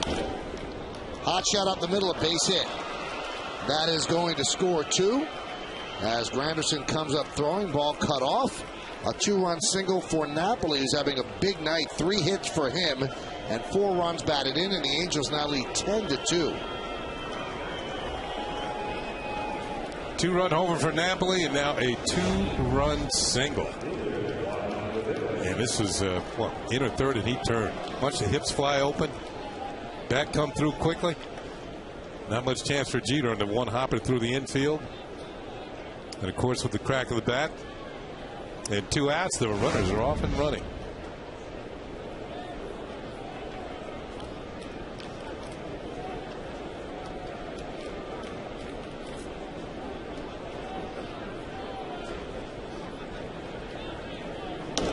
Rivera takes a pitch outside, 1-0.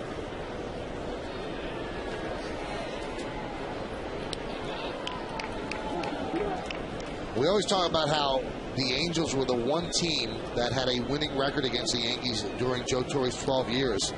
But of late, it hasn't been that great, especially here in the Bronx. The Angels 2-10 in their last 12 starts here in the Bronx. But that is looking like it might change as Rivera grounds out the short to end the inning. 2 more runs on 2 hits and 2 men left. Last licks coming up for the Yankees. They are trailing by 8.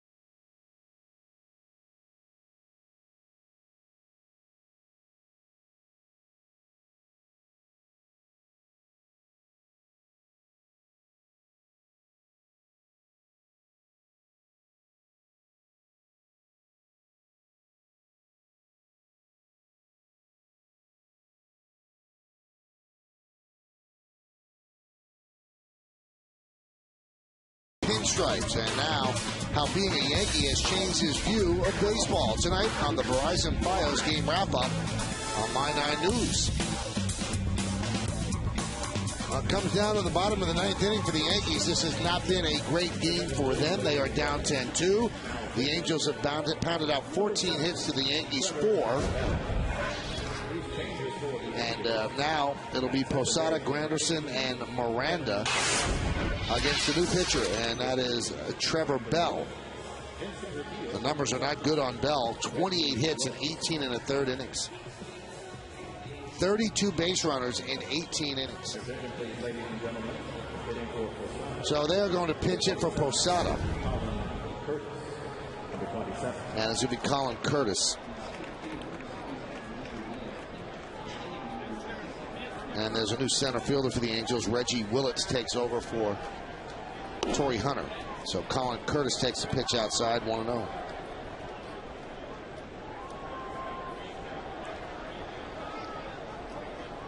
A couple of changes for the Angels. We'll give it to you as we move along.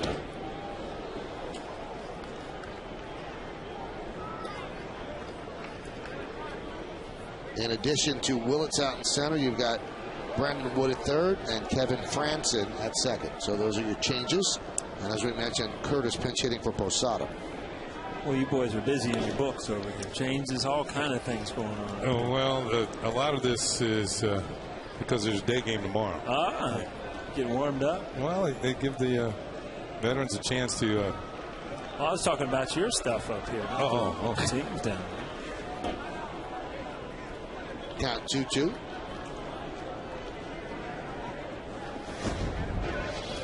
The Tampa Bay Rays have just been tied by the Baltimore Orioles 9-9 in the bottom of the ninth inning. Curtis fouls it away. Does this mean Soriano blew a save? Yes, it does. Mm-hmm.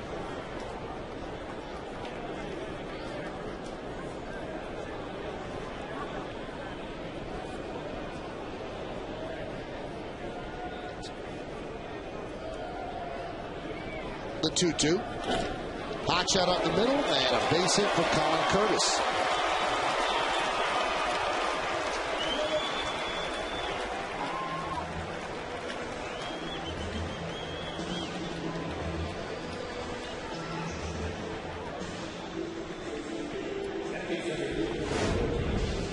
Here's a look at Colin Curtis. He's done a pretty good job off the bench for the Yankees this year.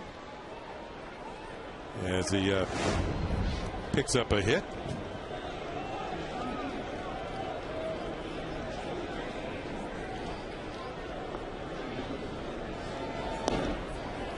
Kenny, I don't know if There's a strike. ever were in a position where you were a bench player at all, but those hits to a bench player are so much more important than the guys that get to go out there every single day and get their 4 or 5 at bats. Like finding gold. You don't know when that next one's coming. It might be next week, next month.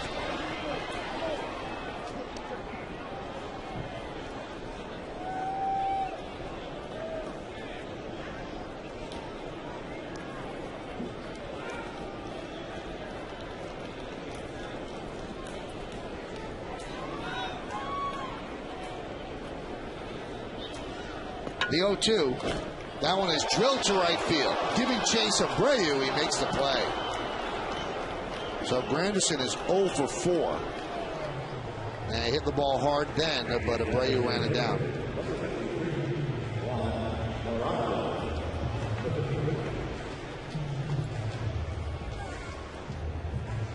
Here's Juan Miranda.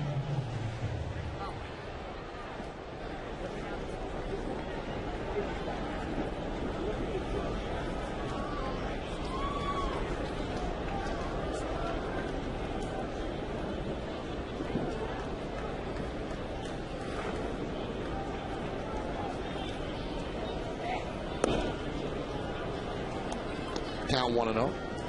Kenny, you know what's going to happen now that Andy Pettit's out. You know, every time a pitcher takes the mound and they don't throw the way they're supposed to, you know, it's going to be magnified a little bit because you don't know what you're going to get in Mitre coming back. And, you know, Hughes has been so good record-wise, 11-2 going into this game. Then all of a sudden, you know, it's going to put a little more pressure on people because, you know, one of your big guns is out of the lineup. Yeah. I think at the All-Star break, the Yankees bullpen had thrown the fewest innings in the league because the starters were so good getting deep into games. And now, you're right, missing Andy Pettitte is a pitcher who you're used to seeing 7 innings out. Right.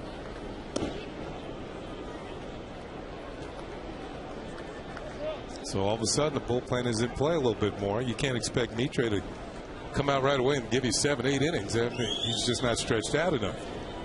I truly do believe, though, that this is going to be the stretch that they look back that A.J. Burnett really takes advantage of. And they'll have 4, 5, 6 good starts. That one is drilled to center field. Willett's got a late jump, and he recovers. No, he dropped the ball.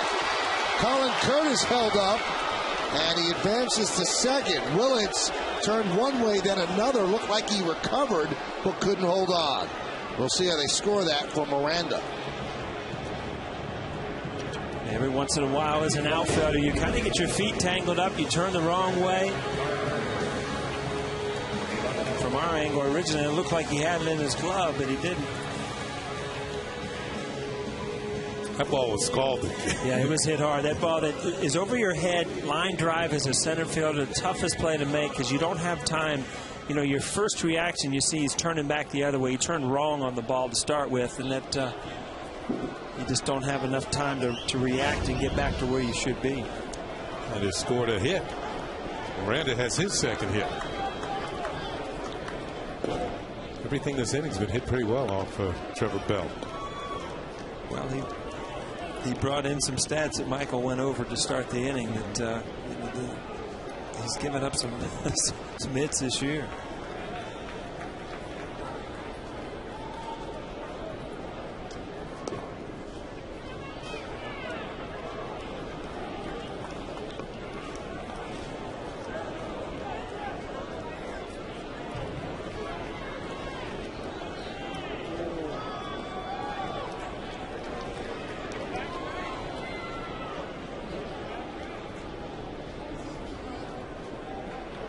The 1-1. Foul back. Good swing.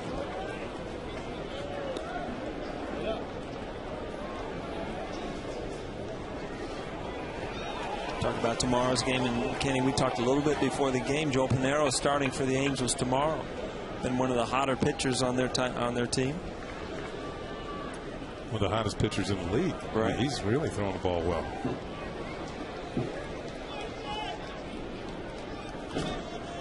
Grounded to third. Brandon Wood Fields fires across the diamond, but not nearly in time. And the Yankees are going to be down to their final out. Every once in a while, you do something as a player, and you figure in your mind there's a clock. You know, you run to third, you get a force out, and then you forget that Brett Gardner's running. You absolutely have no chance to double him up. Yeah, you think, oh, time has run out. Can't get him. So Ramiro Pena will pinch hit for Derek Jeter. Derek 0 for 4 tonight. So they've got Miranda at second and Gardner is at first.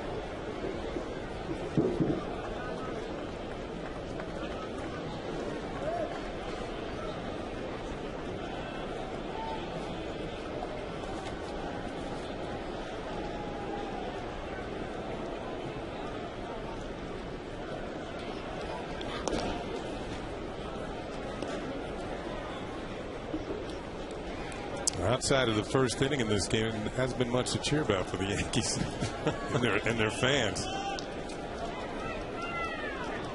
10-2, Angels lead.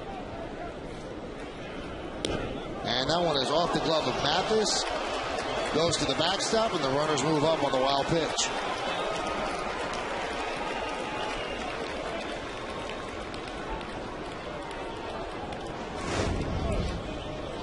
Just takes off. You know, as a catcher, you're in that squatting position. A lot of times you don't have time to react and get up to that ball, that high pitch.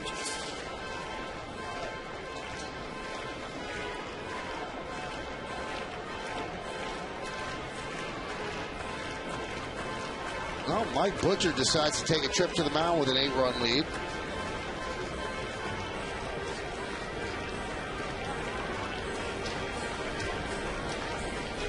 And this trip, I assume this trip is not for tonight. This trip is to straighten things out for the next time he's used. and they'll just talk things through out there on the mound. So now the count 2-0 on Pena.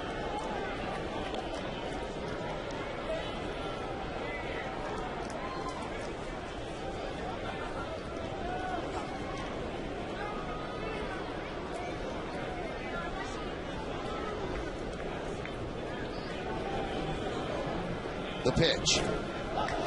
This should do it. Popped up. And Ibar makes the play. And an ugly game and a long night for the Yankees has ended. No runs, 2 hits, no errors, and 2 men left on base in the 9th. And the Yankees start this 2-game set with a loss. They fall to the Angels 10-2. We got a couple of awards to give out, even in a losing cause. So we're going to come back here on My 9. You stay where you are. Again, the Yankees lose to the Angels on this Tuesday evening in New York City, 10-2.